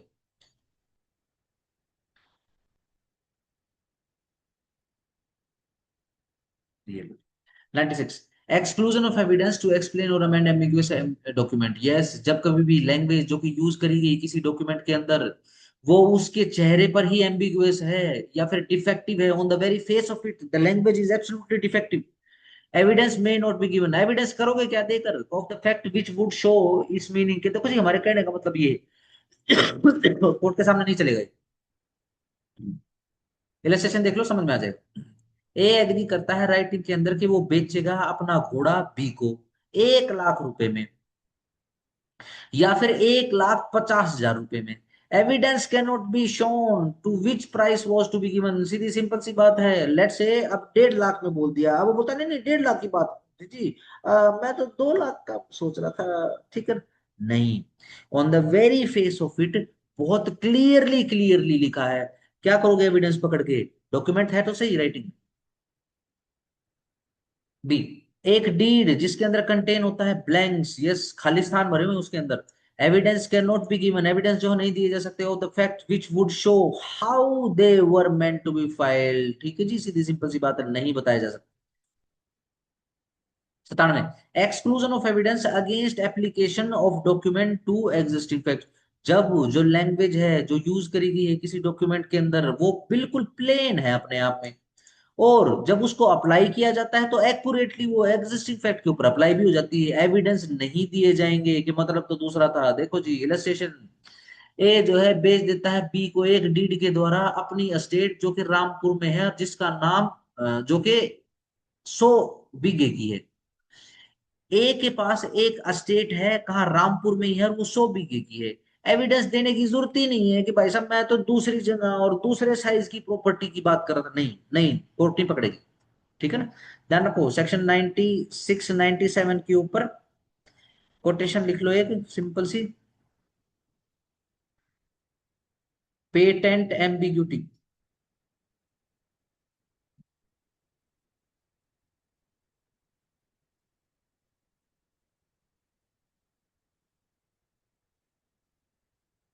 ठीक है जी, पेटेंट एम्बिग्यूटी किसको कहते हैं, जो बिल्कुल वेरी फेस ऑफ इट आपको दिखाई देती है। ठीक है ना, एम्बिग्यूटी मतलब शक, शंका या फिर डिफेक्ट। ठीक है ना, पेटेंट बिल्कुल अपेरेंट। ठीक है ना, जैसे कि मान लो फोन वगैरह लेने के लिए जाते हो, गाड़ी वगैरह लेने के लिए जाते हो, ठीक है, जैसे सेकंड हैंड गाड़ी लोगे तो कई दिक्कत गाड़ी के अंदर आपको फेस पे ही दिख जाएंगी, भाई इसका पेंट खराब हो गया है, या फिर भाई इसमें तो जर लग गया है, ठीक है, इसका स्टीयरिंग ही नहीं घूम रहा। सिंपल, ये आपको दिख जाएगा। ये कैसी दिक्कतें हैं, ये कैसे डिफेक्ट हैं, ये पेटेंट डिफेक्ट्स हैं। ठीक है ना, लेकिन इंजन के अंदर क्या दिक्कत है, उसकी क्लच प्लेट का क्या हाल है, उसके गियर बक्से का क्या हाल है, ये आपको on the very face of it दिखाई नहीं देता। ये कैसी होती है, ये लेटेंट एम्बिग्यूटी होती है।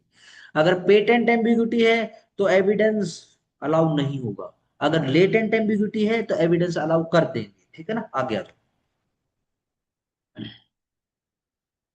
जैसे कि 98 हो गया,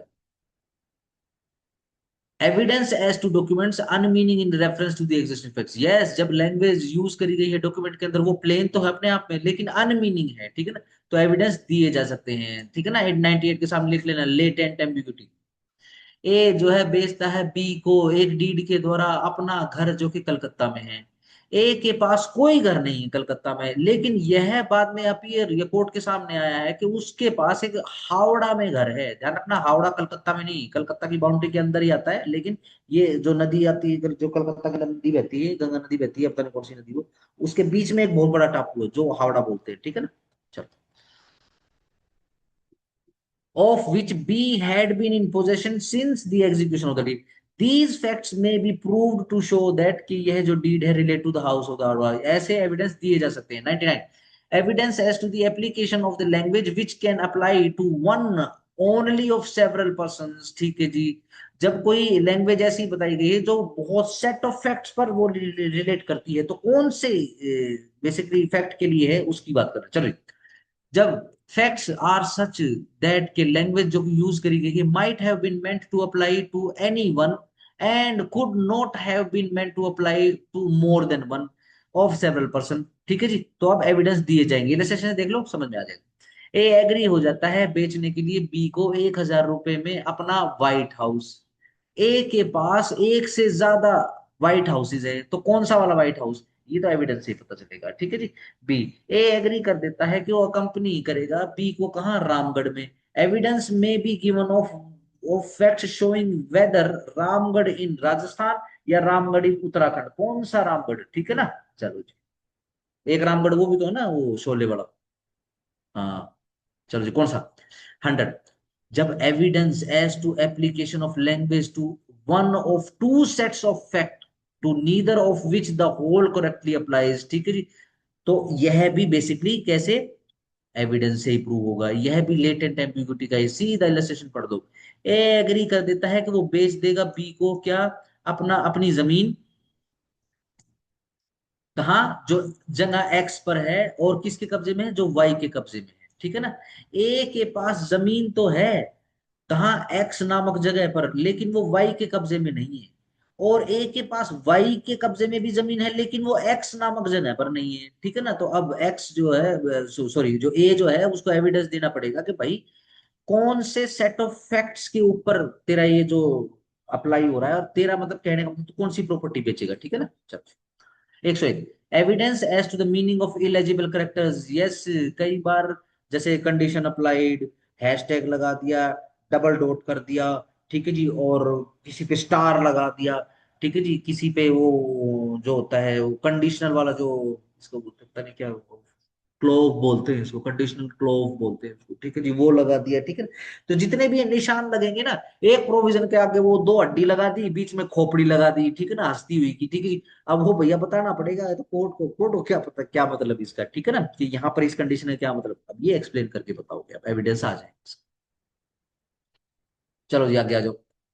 103 छोड़ दो, सिंपल, ये ध्यान रखना, इंडियन सक्सेशन एक्ट 1925 की बात हो रही है, ठीक है ना। Saving of provision of Indian succession act relating to wills. ध्यान रखना, हेडिंग से आ जाता है कई बार ये, अन्यथा इसके अंदर सिर्फ एक ही सवाल बनेगा। 1925 की सक्सेशन एक्ट की बात हो रही है, हिंदू सक्सेशन एक्ट 1956 की बात नहीं हो रही है। आगे आ जाओ, आओ जी, बर्डन ऑफ प्रूफ।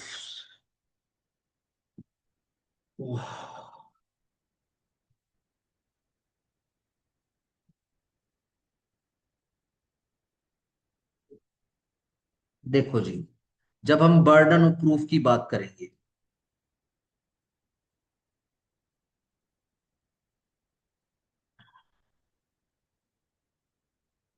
देखो,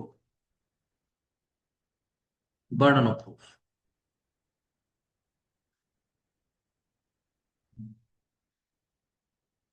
ये किस पार्टी पर बनता है, प्लेंटिफ के ऊपर बनता है या डिफेंडेंट के ऊपर बनता है। अगर मैं क्रिमिनल की बात करूं तो भाई ये विक्टिम के ऊपर बनता है या फिर अक्यूज्ड के ऊपर बनता है, ठीक है ना।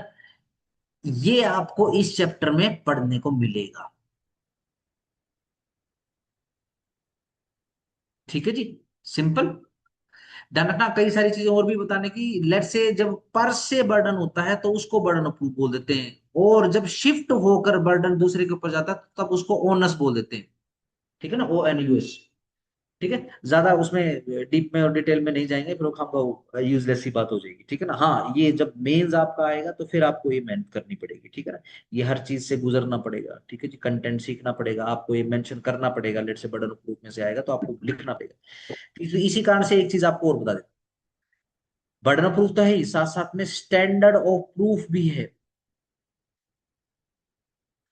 ये स्टैंडर्ड ऑफ प्रूफ क्या है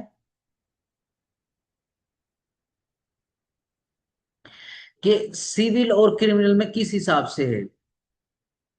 जब हम क्रिमिनल केसेस की बात करेंगे तो स्टैंडर्ड ऑफ प्रूफ क्या है कि आपको बियॉन्ड ऑल रीजनेबल डाउट्स अपना केस प्रूव करना पड़ेगा। लेकिन किंतु परंतु यदि सिविल केस है तो आपको मियर केवल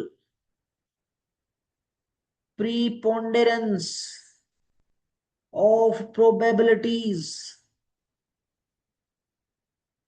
यानी जब सिविल केस की बात करेंगे तो आपको सिर्फ कोर्ट को सिर्फ और सिर्फ संभावनाएं बतानी है और कुछ नहीं करना आपको, ठीक है जी। सिर्फ संभावनाएं जताओ कि देखो जी ऐसा एक डॉक्यूमेंट था, ऐसा पार्टी नंबर 1 और 2 के बीच में एक एग्रीमेंट बन गया था, फिर फलानी पार्टी ने जी वो ब्रीच कर दिया, इस कारण से मैं आपके सामने आ गया, ये लो जी ये डॉक्यूमेंट ले लो, ठीक है ना। अब वो डॉक्यूमेंट भाई सर्टिफाइड है, वो डॉक्यूमेंट ओरिजिनल है, प्रॉपरली साइंड है, या इंटिमिडेशन है, फ्रॉड है क्या नहीं, केस तो एडमिट हो जाएगा। क्यों? क्योंकि सिर्फ प्रोबेबिलिटीज जो है कोर्ट के माइंड में चली गई है, केस एडमिट हो जाएगा, ठीक हो गया। लेकिन अगर आपको क्रिमिनल केस जो है डालना है, एडमिट करवाना है, ठीक है जी, एफआईआर शेफआईआर कटवानी है, चार्जशीट के बाद कोर्ट को मजबूर करना है कि भाई इसके ऊपर ट्रायल चलाओ, वरना तो चार्जशीट आएगी, ठीक है जी, कोर्ट बोलेगा क्लोज कर, क्लोज मारोगे, पुलिस वाले बोलेगा क्लोज कर दो, ठीक है जी, कोर्ट को समझाना पड़ेगा। अगर हम बोलेंगे कि भाई फलाने आदमी ने चोरी करी है तो अपने को प्रूव करना पड़ेगा क्या, कि देखो जी इसने नंबर 1 मूवेबल प्रॉपर्टी की चोरी करी है, इसने मूव कर लिया उस प्रॉपर्टी को, और इसकी इंटेंशन कैसी थी, डिसऑनेस्ट इंटेंशन थी, ठीक है जी, और मेरे पोजीशन में प्रॉपर्टी थी, ठीक है। आप हर एक चीज को आप प्रूव करोगे, ठीक है ना, नहीं करोगे तो उधर बेनिफिट ऑफ डाउट मिल जाएगा। ध्यान रखना, सिविल केस के अंदर बेनिफिट ऑफ डाउट नहीं मिलता है, इसी कारण से, क्योंकि beyond origin doubt criminal case के अंदर जो अपना केस प्रूव। चलो जी आगे, burden of proof. Whoever desire any court to give judgment as to any legal right or liability depends on the existence of facts which he asserts must prove that those facts exist, and जब कभी एक बंदा bound है to prove करने के लिए existence of any fact को, it is said that, यह कहा जाता है कि burden of proof lies upon that person. सीधी सिंपल सी बात है, यह सिंपल या फिर पर से बर्डन की बात होती है। 104 क्या कहता है कि जो भी बंदा चाहता है कि मेरे फेवर में केस आ जाए तो उसके ऊपर उसका केस प्रूव करने का बर्डन आ जाता है, बस इतनी सी बात बोलता है 104। एक ही इच्छा है कि कोर्ट जो है जजमेंट दे दे कि बी शेल बी पनिश, के बी को पनिशमेंट मिले एक सर्टेन क्राइम के लिए जो ए ने कहा है कि बी ने किया है। ए को प्रूव करना पड़ेगा कि बी ने ये क्राइम किया है। ए की इच्छा है कि कोर्ट जो है जजमेंट दे दे कि he is entitled to certain, जमीन जो कि पोजेशन में आए उसके, ठीक है जी, जो फिलहाल बी के पोजेशन में है, by reason of facts which he asserts and which B denies, B जो हमको मना करता है कि ये सब कुछ असत्य है। अब ए को प्रूव करना पड़ेगा एग्जिस्टेंस ऑफ दोस फैक्ट। चलो जी 105, on whom burden of proof lies.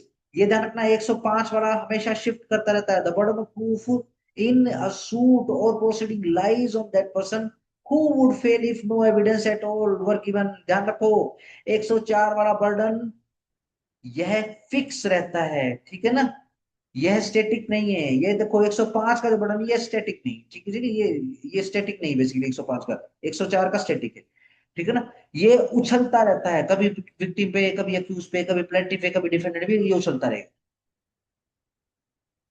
Illustration दोनों देख लेना भैया इसके। 106, burden of proof as to particular fact, ठीक है जी, बर्डन ऑफ प्रूफ किस चीज का, पर्टिकुलर फैक्ट को लेकर। चलो जी, the burden of proof as to particular fact lies on that person, जिसकी इच्छा है कि कोर्ट उसके पर्टिकुलर फैक्ट के ऊपर यकीन कर ले, ठीक है जी, एग्जिस्ट करता है unless it is provided by any law for the timing in force, ठीक है जी, सीधी सिंपल सी बात है। 104 के अंदर बिल्कुल सिंपल बर्डन ऑफ प्रूफ, 105 के अंदर शिफ्ट होने वाला बर्डन ऑफ प्रूफ, ठीक है जी, 106 के अंदर की पर्टिकुलर जो है ना, पर्टिकुलर कोई फैक्ट है, कोर्ट उस पर्टिकुलर फैक्ट के ऊपर विश्वास कर ले, तो जिस आदमी का वो पर्टिकुलर फैक्ट है उसके ऊपर बर्डन आ गया है, ठीक है। 107, burden of proving fact to be prove to make evidence admissible, yes the burden of proving, कोई फैक्ट जो कि जरूरी है कि वो प्रूव किया जाए, किस लिए, क्योंकि इनेबल करना है किसी बंदे को कि वो अपना एविडेंस प्रूव करवा दे, एडमिट करवा दे कोर्ट के सामने। अब उसी बंदे के ऊपर यह बर्डन आ जाएगा। एक ही इच्छा है कि वो प्रूव कर दे डाइंग डिक्लेरेशन। अब ए के ऊपर ही यह जिम्मेदारी है कि सबसे पहले तो वो, भाई अब डाइंग डिक्लेरेशन कैसे है कि कोई आदमी मर गया है, यानी बी मर गया है जी। तो सबसे पहले तो अब ए को प्रूव करना पड़ेगा, देखो जी बी मर गया है, उसकी ये स्टेटमेंट है, और इस कारण से ये डाइंग डिक्लेरेशन बन रही है, ठीक है ना। तो ये बटन भी उसके पास ही आ जाएगा। 108, अगेन हमेशा फिक्स रहता है, burden of proving that case of accused comes within exception. ध्यान रखना 108 के अंदर जो एक्सेप्शन रहेगा, सॉरी जो बर्डन रहेगा वो हमेशा अक्यूज का रहेगा। और कौन सा, जनरल एक्सेप्शन वाला, जो अपना बीएनएस के अंदर लिखा हुआ है, ठीक है। और या फिर कोई स्पेशल एक्सेप्शन है किसी प्रोवाइजर के अंदर जो लिखा हुआ है, ठीक है जी। It always on the shoulder of the accused.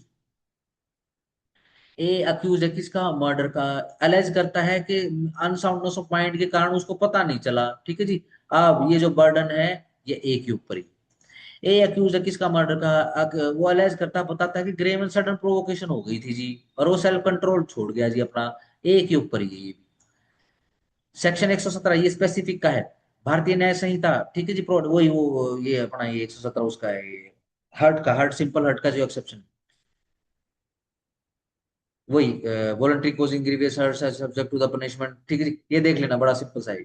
109, burden of proving fact specially with in knowledge, ठीक है जी, जो कि स्पेशल है विद इन द नॉलेज। देखो जी 100, जो आपने 6 पढ़ा था, 106 को उल्टा कर दो 9 हो गया, ठीक है जी। उसके अंदर 106 में पर्टिकुलर फैक्ट था, ठीक है जी। 109 में स्पेशल नॉलेज वाला फैक्ट है, ठीक है ना। जब एक बंदा डज एन एक्ट, कोई एक्ट करता है एक पर्टिकुलर इंटेंशन के साथ, ठीक है ना, और other than that which the character and circumstances of the act suggest, the burden of proving that intention is upon him। अब ये जो स्पेशल नॉलेज वाला जो फैक्ट है ना, ये प्रूव करने का उसी बंदे के ऊपर दारोमदार आ जाएगा, ठीक है जी। A is charge with travelling on a railway without a ticket, the burden of proving that he had a ticket is on him, उसी के ऊपर है कि मेरे पास टिकट थी, ठीक है जी। चलो, burden of proving death, death prove करने का burden of proving, death of the person known to have been alive within 30 साल। अंडरलाइन कर लो, प्रिजम्पशन ऑफ डेथ। व्हेन, जब कभी भी क्वेश्चन अराइज होता है कि कोई आदमी जिंदा है या मर गया है, तो यह शो करना है, और यह शो किया गया है कोर्ट के सामने क्या, कि वह जिंदा था विद इन 30 साल। The burden of proving that, अब यह वाला बर्डन कि वो खत्म हो चुका है या मर चुका है, उस बंदे के ऊपर है जो ऐसा अफर्म करता है कि भैया ये तो बंदा मर गया है, ठीक है ना। सिंपल, चलो। 111, वाइस वर्सा है 110 का, burden of proving that the person is alive who has not been heard for 7 years। ध्यान रखना, ऊपर 30 साल है, नीचे 7 साल है, ठीक है ना। चलो, हाँ, जब एक क्वेश्चन अराइज होता है वेदर कोई एक आदमी जिंदा है या मर गया है, ओ and it is prove that, यह प्रूव्ड कर दिया गया है, ठीक है जी। देखो ऊपर क्या लिखा हुआ है, ऊपर शोन लिखा हुआ है, नीचे प्रूव्ड लिखा हुआ है 111 के अंदर। और यह प्रूव कर दिया गया है क्या, he has not been heard, कि उसको सुना ही नहीं गया है पिछले 7 सालों से उन बंदों के द्वारा जो नेचुरली उसको सुनते अगर वो जिंदा होता तो। The burden of proving that, यह बर्डन के ही इज अलाइव, कि वो जिंदा है, इज शिफ्टेड, यह शिफ्ट हो जाएगा to the person who affirms it, जो अफर्म करता है, ठीक है जी। सिंपल, चार आते यार। 112, burden of proof as to the relationship. ध्यान रखो, आज मेरा वो दूसरे वाला जो मेरा जो रजिस्टर है वो है नहीं, तो आज क्या करते हैं, आज जितना सिंपल जितनी जल्दी से हो सकेगा, जितना पढ़ के निपटा पाएंगे तो हम वो निपटा देंगे। कल कुछ मिसलेनियस पार्ट बच जाएगा, और आज के जो केस लॉज हैं, ठीक है ना, वो आपको कल में सारे के सारे लिखवा दो, ठीक है ना। चलो, चलो, सिंपल क्या है, बर्डन ऑफ प्रूफ, किस चीज का burden of proof, relationship prove करने का, और किन पर्टिकुलर केसेस के अंदर, partners, landlord and tenant, and principal agent, यानी कौन सा रिश्ता, मकान मालिक और किराएदार का, ठीक है ना, प्रिंसिपल और एजेंट का, ठीक है जी, और पार्टनर्स के बीच में रिश्तों का, ठीक है जी। अगेन, जब कभी क्वेश्चन अराइज होता है वेदर कोई बंदा पार्टनर है, लैंडलॉर्ड है या टेनेंट है या प्रिंसिपल एजेंट है, ठीक है जी, and it has been shown, और यह शो किया गया है कोर्ट के सामने that they have been acting as such, कि वो ऐसे एक्ट ही ऐसे कर रहे हैं जी, of proving that they do not stand or have ceased to stand to each other in those relations respectively is on the person who affirms it, जो अफीम करेगा कि देखो जी, ना ना ना ना, ये तो मकान मालिक किराएदार नहीं है जी, ये तो प्रिंसिपल एजेंट नहीं है, ये उसी बंदे के ऊपर है जो ऐसा बोलेगा, ठीक है ना। क्यों? क्योंकि क्या दिखाया गया है कि देखो जी ये तो कंडक्ट ही ऐसे कर रहे हैं। 113 burden of proof as to ownership, जब कभी भी क्वेश्चन अराइज होता है वेदर कोई बंदा ओनर है किसी anything of which he shown to be in possession, the burden of proving that he is not the owner, उस बंदे के ऊपर जो है ऐसा बोलता है कि नहीं ये तो ओनर नहीं। 114 proof of good faith in transaction, जहां पर एक party is in relation of active confidence, specifically star लगा लेना, बहुत बार पूछ लेते हैं, इलस्ट्रेशन से देख लो, बहुत इजीली समझ में आ जाएगा। The good faith of a sale by a client to an advocate, यह क्वेश्चन बन गया है एक सूट के अंदर जो लाया गया है क्लाइंट के द्वारा। अब बर्डन आ गया है प्रूविंग कि गुड फेथ जो है of the transaction is on the advocate, advocate के ऊपर आ जाएगा, ध्यान रखना उस बंदे के ऊपर आएगा बर्डन जो एक्टिव कॉन्फिडेंस की स्टेज पे यानी उस पोजीशन में खड़ा है, ठीक है ना। आओ जरा, जहां पर क्वेश्चन अराइज हो गया है कि क्या गुड फेथ किसी ट्रांजैक्शन के अंदर आया है, चलो जी, यानी कोई ट्रांजैक्शन क्या गुड फेथ में हुई है क्या, one of whom stands to the other in a position of active confidence, जिनमें से एक पार्टी जो है एक्टिव कॉन्फिडेंस में है, ठीक है जी, एक का इन्फ्लुएंस है किसी दूसरी पार्टी के ऊपर। The burden of proving that, अब यह बर्डन के गुड फेथ में हुआ है जी ये ट्रांजैक्शन, तो ठीक है जी उस बंदे के ऊपर है जो एक्टिव कॉन्फिडेंस की पोजीशन होल्ड करके बैठा हुआ है, उसी बंदे के ऊपर है। The good faith of a sale by a son just come of age to a father is in a question in suit brought by the son. The burden of proving the good faith of the transaction is on the father. Yes, सीधी simple सी बात। 115 presumption as to certain offenses, जहां पर person is accused of having committed of offense specified in subsection 2, छोड़ दो छोड़ दो छोड़ दो छोड़ दो छोड़ दो। 116 स्टार लगा लेना, birth during marriage conclusive proof of legitimacy, underline conclusive proof, ठीक है जी। बट ध्यान रखना ये जो कॉन्क्लूसिव प्रिजम्पशन है या रिबटेबल कॉन्क्लूसिव प्रिजम्पशन है, ठीक है ना, स्पेसिफिकली लिख लेना। यह फैक्ट के एक बंदा बोर्न पैदा हुआ है ड्यूरिंग द कंटिन्यूअंस ऑफ एक वैलिड शादी बिटवीन उसकी मम्मी और कोई भी आदमी, देखो मम्मी तो उसकी लिखा हुआ है और कोई भी आदमी लिखा हुआ है, ठीक है ना, इसको स्पेसिफिकली अंडरलाइन कर लेना। डीजीएस जैसे एग्जाम के अंदर जैसे जुडिशरी का आता है या फिर एपीओ का आता है, अगर डीजीएस का आएगा तो वो स्पेसिफिक ये लैंग्वेज पूछने लग जाते हैं, ठीक है ना। भगवान ना करे एडीए में हरियाणा में ऐसा आए, ठीक है ना, बट फिर भी आप कर लें, चलो आगे। और विद इन, या फिर विद इन 280 दिनों के अंदर अंदर, कब, आफ्टर इट्स डिसोल्यूशन, शादी खत्म हो गई और 280 दिनों के अंदर अंदर बच्चा पैदा हो गया उसकी मम्मी और किसी आदमी के बीच में, the mother remaining unmarried, condition क्या है 280 दिन के साथ साथ में कि वो मम्मी जो है अनमेरिड रही हो, and shall be conclusive proof, यह कॉन्क्लूसिव प्रूफ रहेगा, underline that he is the legitimate child, कि यह जो बच्चा है वो लेजिटिमेट चाइल्ड है of that man, underline that man, unless, जब तक कि इट कैन बी शोन, यह दिखा नहीं दिया जा सकता दैट के एक पार्टी जो है शादी की एक पार्टी के पास एक्सेस ही नहीं था, had no access, no access को अंडरलाइन कर लो, टू ईच अदर, एक दूसरे के पास, एट एनी टाइम, किसी भी समय, व्हेन, जब, ही कुड हैव बीन बिगोटन, जब वो कंसीविंग में आ रहा था उस समय पति पत्नी का, लड़का लड़की का, वर वधू का आपस में एक्सेस ही नहीं था, वो एक दूसरे तक पहुंच ही नहीं रखते थे, ठीक है जी। अगर ऐसा दिखा सकते हैं, ऐसा शो कर सकते हैं तो ही इस कॉन्क्लूसिव प्रिजम्पशन से बचा जाएगा, लेकिन किंतु परंतु एक बार कॉन्क्लूसिव प्रिजम्पशन अराइज होगी है तो कोर्ट तो यही मान के चलेगी, ठीक है जी, सीधी सिंपल सी बात, ठीक है। लेट से 1 जनवरी 2026 को शादी हुई है, 1 अप्रैल फूल को जो है बच्चा पैदा हो गया है, ठीक है जी। तो ध्यान रखो पिता कौन रहेगा, ध्यान रखना पैटर्निटी की बात कर रहे हैं क्योंकि हिज मदर तो लिखा ही जा चुका है, मदर का सवाल नहीं है, पापा का सवाल है, पिताजी का सवाल है, पैटर्निटी का सवाल है, ठीक है जी। तो दैट मैन की बात हो रही है, सीधी सिंपल सी बात है। जिसके साथ शादी हुई है वही पिता है, ठीक है ना। अन्यथा लेट से डाइवोर्स हो गया है, डाइवोर्स कब हुआ है, 1 जनवरी 2026 को हुआ है, उससे 280 दिन गिन लो, 280 दिन के अंदर अंदर अगर उसकी मम्मी शादी, उसने दूसरी शादी नहीं करी है, ठीक है ना, अनमेरिड रही है, सिंपल रहेगा, तो वो आदमी जिसके साथ डाइवोर्स हुआ है, ठीक है ना, वो उसका पिताजी बन जाएगा। कैसा, बिल्कुल लेजिटिमेट बन जाएगा, ठीक है ना, हिंदू सक्सेशन एक्ट के हिसाब से, बिल्कुल हिंदू सक्सेशन एक्ट के हिसाब से बिल्कुल बन जाएगा, ठीक है ना, अनटिल कॉन्ट्री इज प्रूव। चलो, इसमें काफी सारे केस हैं। एक तो मुझे जो याद आ रहा है, लिख लो जरा। अ,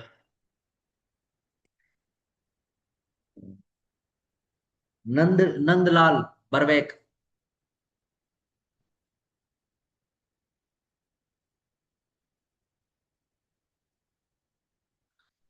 लिखो, नंदलाल भरवैक, WAIK, वर्सेस लता नंदलाल।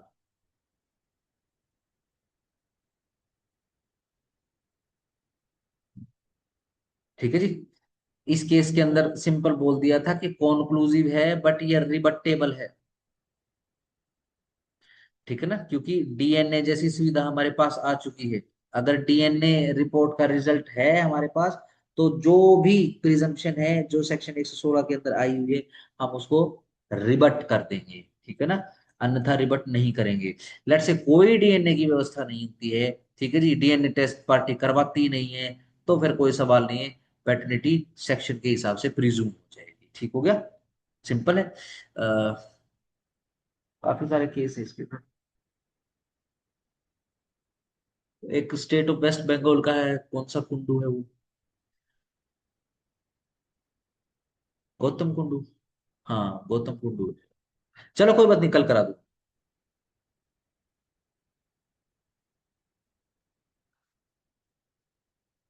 हाँ जी, 117, presumption as to abetment of suicide by एक शादीशुदा औरत। जब कभी भी क्वेश्चन अराइज होता है कि whether the commission of a suicide by a woman had been abetted, क्या अबेट करी गई है उसके हस्बैंड या फिर रिश्तेदार हस्बैंड की तरफ से उनके द्वारा, और ऐसा शो किया गया है दैट कि यह जो लड़की थी committed suicide within a period of 7 साल, कब से, from the date of her marriage. और साथ साथ में क्या बता रहे हैं कि उसका जो हस्बैंड है और जो रिश्तेदार है हस्बैंड की तरफ से, ठीक है जी, वो क्रूरलिटी बरतते थे जी उसकी तरफ। The court may presume, underline करो, may presume, having regard to all और other circumstances of the case, that कि यह जो सुसाइड है had been abetted by her husband या फिर रिलेटिव ऑफ द हस्बैंड, ठीक है जी, क्रूरलिटी की वही डेफिनेशन रहेगी जो सेक्शन 86 ऑफ BNS के अंदर, ठीक है जी। Presumption as to dowry death, देखो अबेटमेंट ऑफ सुसाइड के अंदर तो मे प्रिज्यूम कर लेगी, ठीक है ना, और डोगरी डेथ के अंदर कोर्ट शैल प्रिज्यूम कर लेगी। वेदर जब क्वेश्चन उठता है कि क्या कोई बंदे ने कमिट कर दिया है डोगरी डेथ किसका, ऑफ ए वुमन का, एंड यह दिखाया गया है कोर्ट के सामने कि उसकी डेथ से सून पहले सच वुमन जो है had been subjected by such person to cruelty या फिर harassment for or in connection with any demand of dowry, the court shall presume that such person had caused the dowry death, मान लेगी, ठीक है ना, underline करो, शैल presume, 117 में presume, 118 shell presume, check check check, for the purpose of this section Dogri death shall have the same meaning as section जो कि 80 में बताया गया है, डोगरी डेथ की डेफिनेशन सेक्शन 80 BNS के अंदर बताई गई है, ठीक है। 119 शरद सारदा का केस है इसके अंदर तो लीडिंग है। चलो जी, 119, कोर्ट में presume existence of certain facts, बहुत बढ़िया सेक्शन है, प्रैक्टिस के हिसाब से बहुत जबरदस्त सेक्शन है, ठीक है।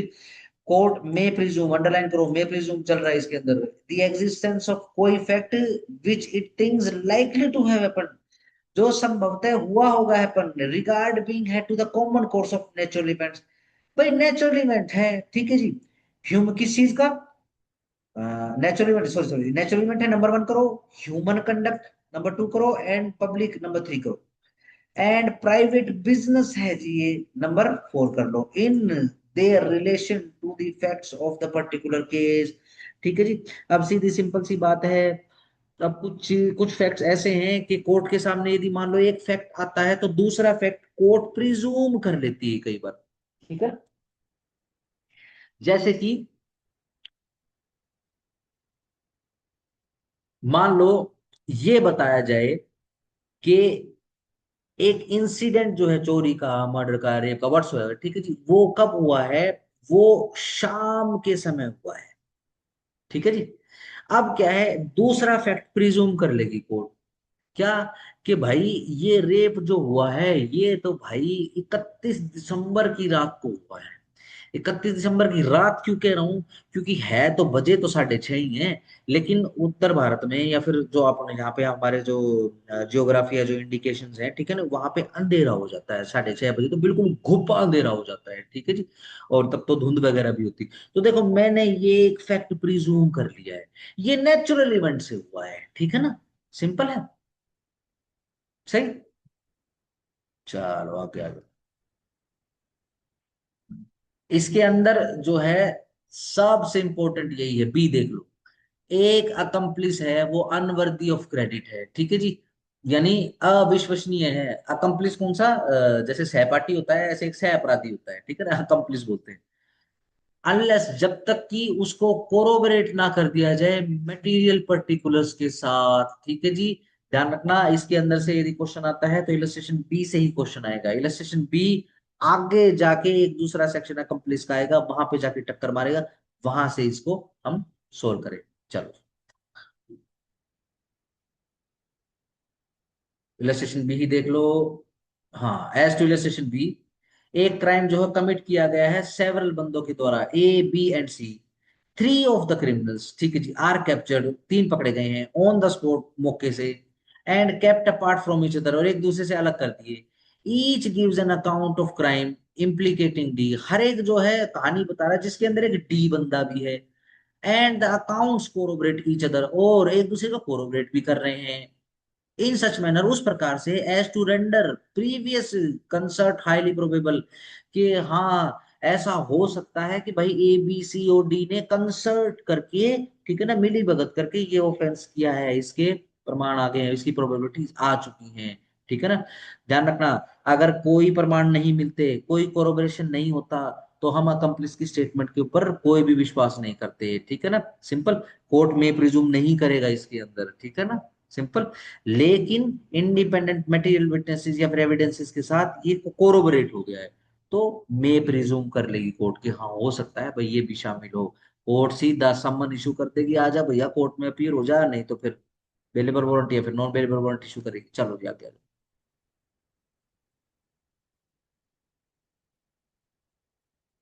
Presumption as to absence of consent in certain prosecution for rape, specifically star लगा लेना।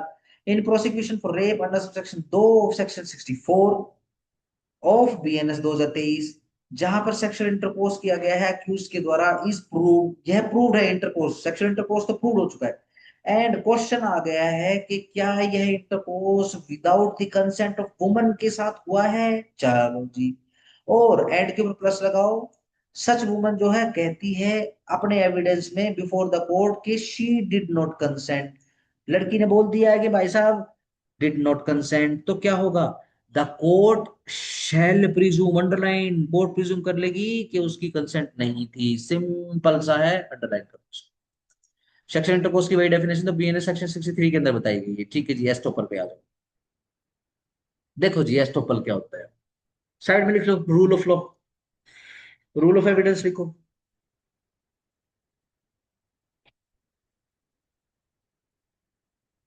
सिंपल क्वेश्चन भी आ जाता है, जुडिशरी में तो खैर आ ही जाता है कि ये रूल ऑफ एविडेंस है क्या है, सब्सटैंटिव है क्या है, ठीक है जी, सिंपल लिख लो जरा इसको, क्या है ये? रूल ऑफ एविडेंस है, ठीक है जी। देखो एस्टोपल क्या होता है, एस्टोपल का सीधा सिंपल मीनिंग होता है, फिर आपको फटाफट में पढ़वा दूंगा, ठीक है जी। जब एक आदमी रिप्रेजेंट कर देता है या फिर वो रिप्रेजेंटेशन होने देता है, ठीक है ना, सिंपल है। उस होने वाली रिप्रेजेंटेशन को, जो गलत है उसको पता है, उसको रोकता नहीं, ठीक है ना। अब वो रिप्रेजेंटेशन को होने देता है या फिर स्वयं से रिप्रेजेंटेशन करता है, उसकी होने वाली रिप्रेजेंटेशन पर या उसके द्वारा करी गई रिप्रेजेंटेशन के ऊपर सामने वाली पार्टी विश्वास करके उसको जो एक्शन लेना होता है वो एक्शन ले लेती है, ठीक है ना। अब जब सामने वाली पार्टी अपना एक्शन ले चुकी है तो अब मेरे ऊपर एस्टोपल आ जाएगा। क्या? कि मैं अपने पुराने वाला जो मेरा जो स्टेक है, मेरे पुराने वाली जो पोजीशन है, मैं उसको चेंज ना करूं, मेरे ऊपर एस्टोपल क्रिएट हो जाए। ठीक है जी, आओ जरा पढ़ते हैं। जब एक बंदा हैज और बाय हिज डिक्लेरेशन एक्ट करता है या फिर ओमिशन करता है, भूल करता है, या फिर इंटेंशनली कोज्ड और परमिट करता है अनदर पर्सन को कि वो बिलीव कर दे किसी वस्तु के ऊपर कि वो सच है, and to act upon such belief, और उस विश्वास के ऊपर वो एक्ट भी कर दे, neither he nor his representative, ना ही मैं ना ही मेरा representative, shall be allowed, allow नहीं किया जाएगा, in any suit or proceeding, किसी भी सूट और प्रोसीडिंग में, दोनों आ चुके हैं suit or proceeding, criminal justice दोनों आ चुके हैं, between himself and such person और हिज रिप्रेजेंटेटिव, क्या कि मैं डिनाई करूं ट्रूथ ऑफ दैट थिंग, बिल्कुल ठीक बात है जी। अब मना नहीं कर सकता मैं, जो उस समय सच बताया मैंने, जो रिप्रेजेंट होने दिया, अब मैं मना नहीं करूँ, सीधी सिंपल सी बात है। ठीक है, अब मुझे एक केस याद आ रहा है बेसिकली।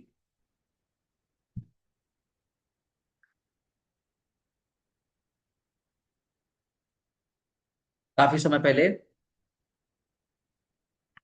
पता नहीं क्या था वो, कोई नूडल वगैरह जो था, नूडल थे, मैगी, पता नहीं मैगी था या कौन सा था, ठीक है जी, कुछ बच्चे उस मैगी नूडल को या फिर उस नूडल्स को खा के, ठीक है जी, बीमार हो गए। ठीक है जी, एक बच्चा उसके अंदर मर गया। ठीक है जी, तो क्या हुआ, लोग केस कर रहे थे, लोग केस कर रहे थे, केस करते करते लोगों ने क्या किया, माधुरी दीक्षित पे भी केस कर दिया कि ये भी जो है नूडल की ऐड करती है, ये बोलती है कि ये हेल्दी है, इसमें इतने परसेंट पानी है, इसको तो बच्चों को रोज खाना चाहिए, लेकिन बच्चे तो खा के इसको बीमार हो रहे हैं। ठीक है, अब अगेन देखो, वो रिप्रेजेंट कर रही है या फिर रिप्रेजेंट होने दे रही है क्या, कि वो नेस्ले से जुड़ी हुई है। ठीक है जी, उनकी वो गुडविल पार्टनर है। ठीक है जी, उनकी वो असेट है। ठीक है जी, तो लोगों ने उठा के उसके ऊपर केस कर दिया। जब केस हो गया, तो अब देखो उसको वो मना नहीं कर सकती है। ठीक है ना, क्योंकि ऐसी रिप्रेजेंटेशन हुई है, उसने बोला है अपने मुंह से कि भाई ये हेल्दी है, कोर्ट पूछेगी वो बताओ हेल्दी कैसे है, अब वो हम एक्टिंग कर रहे थे या फिर हम, हमारा तो काम है, हम तो कुछ भी बोल देते हैं, हमको पैसा दो हमारा नाच देख लो। ठीक है, ये कुछ भी नहीं चलेगा। ठीक हो गया, सिंपल, आपके ऊपर एस्टोपल क्रिएट हो चुका है। ठीक है जी, अपने द ग्रेट कैप्टन साहब भी जो हैं, ठीक है ना, धोनी भी एक बार फंस गया था, वो वाटिका वाटिका ग्रुप था या पता नहीं डीएलएफ के साथ शायद वाटिका के साथ जुड़ा हुआ था। ठीक है ना, अब वो क्या है, वाटिका की हर एड के अंदर आता है। ठीक है जी, चाबी पैसे दो और चाबी लो, पैसे लो और पोजेशन लो, पैसे लो और पोजेशन लो। ठीक है, सिंपल वो बोलता रहता था। उसके बाद बेसिकली आज से 8-10 साल पहले बहुत बड़ा स्कैम आया। ठीक है जी, जो कंस्ट्रक्शन का जो स्कैम चल रहा था अपने एनसीआर के अंदर। ठीक है, उसके अंदर क्या हुआ, लोगों ने अब धोनी को भी लपेट लिया। फिर क्या है, बहुत ही सिंपल, देखो बड़ा आदमी है, बहुत ही बड़े बड़े एडवोकेट सुप्रीम कोर्ट के अंदर, ठीक है ना, आजकल तो प्रधान भी हूँ।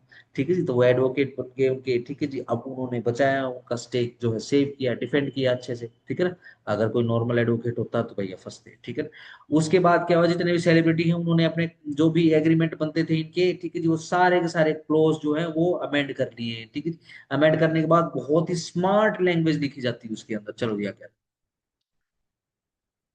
ए जो है इंटेंशनली या फिर फॉल्सली लीड करता है बी को, के बिलीव कर ले कि सर्टेन कोई पर्टिकुलर जमीन है वो ए की है, और इस तरीके से वो इंड्यूस कर देता है बी को कि वो ए को इसके बदले में पैसे दे दे। The land afterwards becomes the property of A के बाद, ए के पास तो ये प्रॉपर्टी बाद में आती है, जिस समय रिप्रेजेंटेशन कर रहा होता है ए, उस समय नहीं होती उसके पास। अब जो है ये यह देखता है क्या, और सेट असाइड करवाने की कोशिश करता है, क्या कि सेल सेट असाइड कर दो, क्योंकि मेरे पास उस समय तो था ही नहीं property.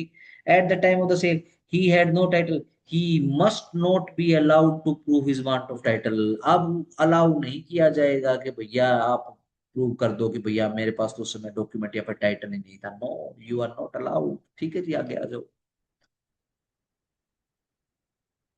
122, estoppel of tenant and of licensee of person in possession. ठीक है जी, कोई भी टीनेंट, नो, नो को जरा बॉक्स करो, ये नो पढ़ते नहीं बच्चे। No tenant of immovable property या फिर person claiming through such tenant shall during the continuance of the tenancy or any time thereafter be permitted to deny that the landlord of such tenant had at the beginning of the tenancy एक title of such immovable property, and no person who came upon any immovable property by the license of the person in possession। देखो सीधी simple सी बात है, कोई टीनेंट रहेगा या फिर कोई लाइसेंस नहीं देगा जब तक ये टीनेंट एग्रीमेंट चलता रहेगा, जब तक ये लाइसेंस का एग्रीमेंट चलता रहेगा तब तक वो टीनेंट या फिर लाइसेंसी, जो लाइसेंसर है या फिर जो लैंड ओनर है, उसकी अथॉरिटी को चैलेंज करने के काबिल नहीं रहेगा। ठीक है ना, सीधी सिंपल सी बात है। एस्टोपल क्रिएट हो जाएगा। ठीक है ना, मान लो आप मेरे किराएदार हो, मैं लैंडलॉर्ड हूँ, ठीक है जी, या फिर लेट से मैं लैंडलॉर्ड हूँ, मैं टीनेंट हूँ इस प्रॉपर्टी के अंदर जिसके अंदर आपकी क्लास चल रही है। ठीक है जी। अब क्या है, जब तक टीनेंटशिप चलती रहेगी तब तक मैं ये नहीं बोल सकता कोर्ट के सामने जाकर कि देखो जी इनकी तो प्रॉपर्टी नहीं है। नो, एक तरफ तो मैं उनको लैंडलॉर्ड मान मान के उनको हर महीने किराया दे रहा हूँ, ठीक है ना, और कोर्ट के सामने अलग बकवास कर रहा हूँ, नहीं, आई एम नॉट अलाउड, मेरे ऊपर एस्टोपल क्रिएट हो जाए। ठीक है जी, चलो। Estoppel of acceptor of bill of exchange, bailee and licensee, ऐसे ही acceptor of bill of exchange के ऊपर आ जाएगा, बेली के ऊपर आ जाएगा, लाइसेंसी के ऊपर आ जाएगा। No acceptor of bill of exchange, late से आपने चेक काट कर मुझे दे दिया है, ठीक है जी।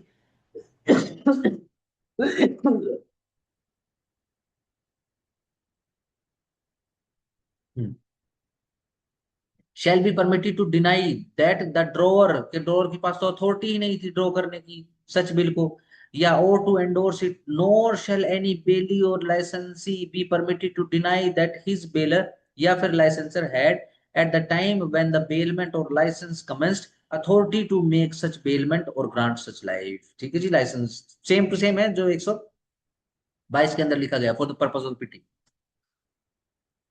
एक्सप्लेनेशन देख लो, the acceptor of bill of exchange में deny that bill was really drawn by the person. हाँ, acceptor of bill of exchange तो ये बोल सकता है कि देखो जी इस आदमी ने साइन नहीं करे, ये वो आदमी नहीं जिसने साइन करे।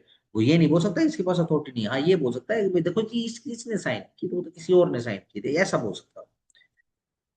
यदि बेली डिलीवर कर देता है सामान, बेल जो कि बेल हुआ है किसी भी ऐसे बंदे को अदर देन द बेलर, जो कि बेलर से अलग है, he may prove that such person had a right to them as against the bailor, यह प्रूव कर सकता है कि बेलर के अगेंस्ट में उसके पास राइट था। ठीक है जी, चलो जी।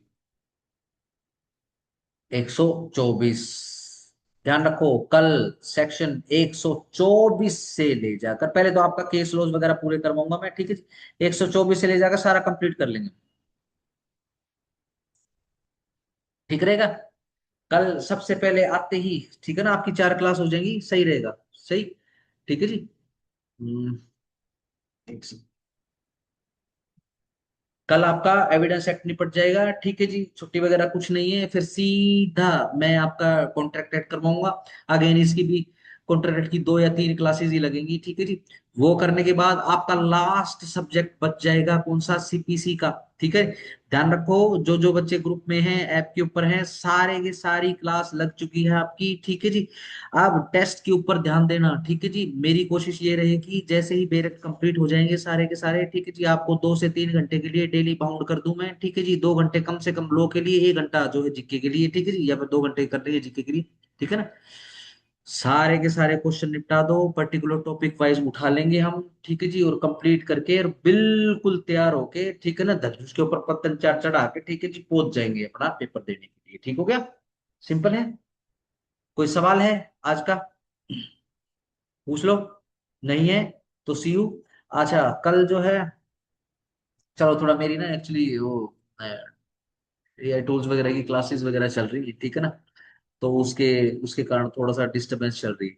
तो मैं आपको एडवांस में तो खैर बता ही देता हूँ, ठीक है ना, जैसे मेरे को क्लियर होता है कि भाई मेरे को अगले 1 डेढ़ घंटे में या 2 घंटे में क्लास लेनी, तो मैं उसी से मैं आपको जो है एडवांस नोटिस दे देता हूँ। आपको एडवांस नोटिस आ जाएगा, ठीक है ना, अपना तैयार रहना उसके लिए, ठीक है जी। All the best. ओप्पो, ये ऋतु हो गया, तुम ये ओप्पो वाला, ओप्पो CH CPH, ये आप हो? एक बार जरा मैसेज करो। यस दुआ सर, सुन, ये मेरा ही है। हाँ, ठीक है, ठीक, वो ग्रुप में आ गए थे तुम? हाँ जी सर। ठीक है, उसमें तुमने वो कर लिया था ना कि भाई ग्रुप में रिक्वेस्ट भेज दी थी, उसमें हो तुम ग्रुप में जो ऐप में है?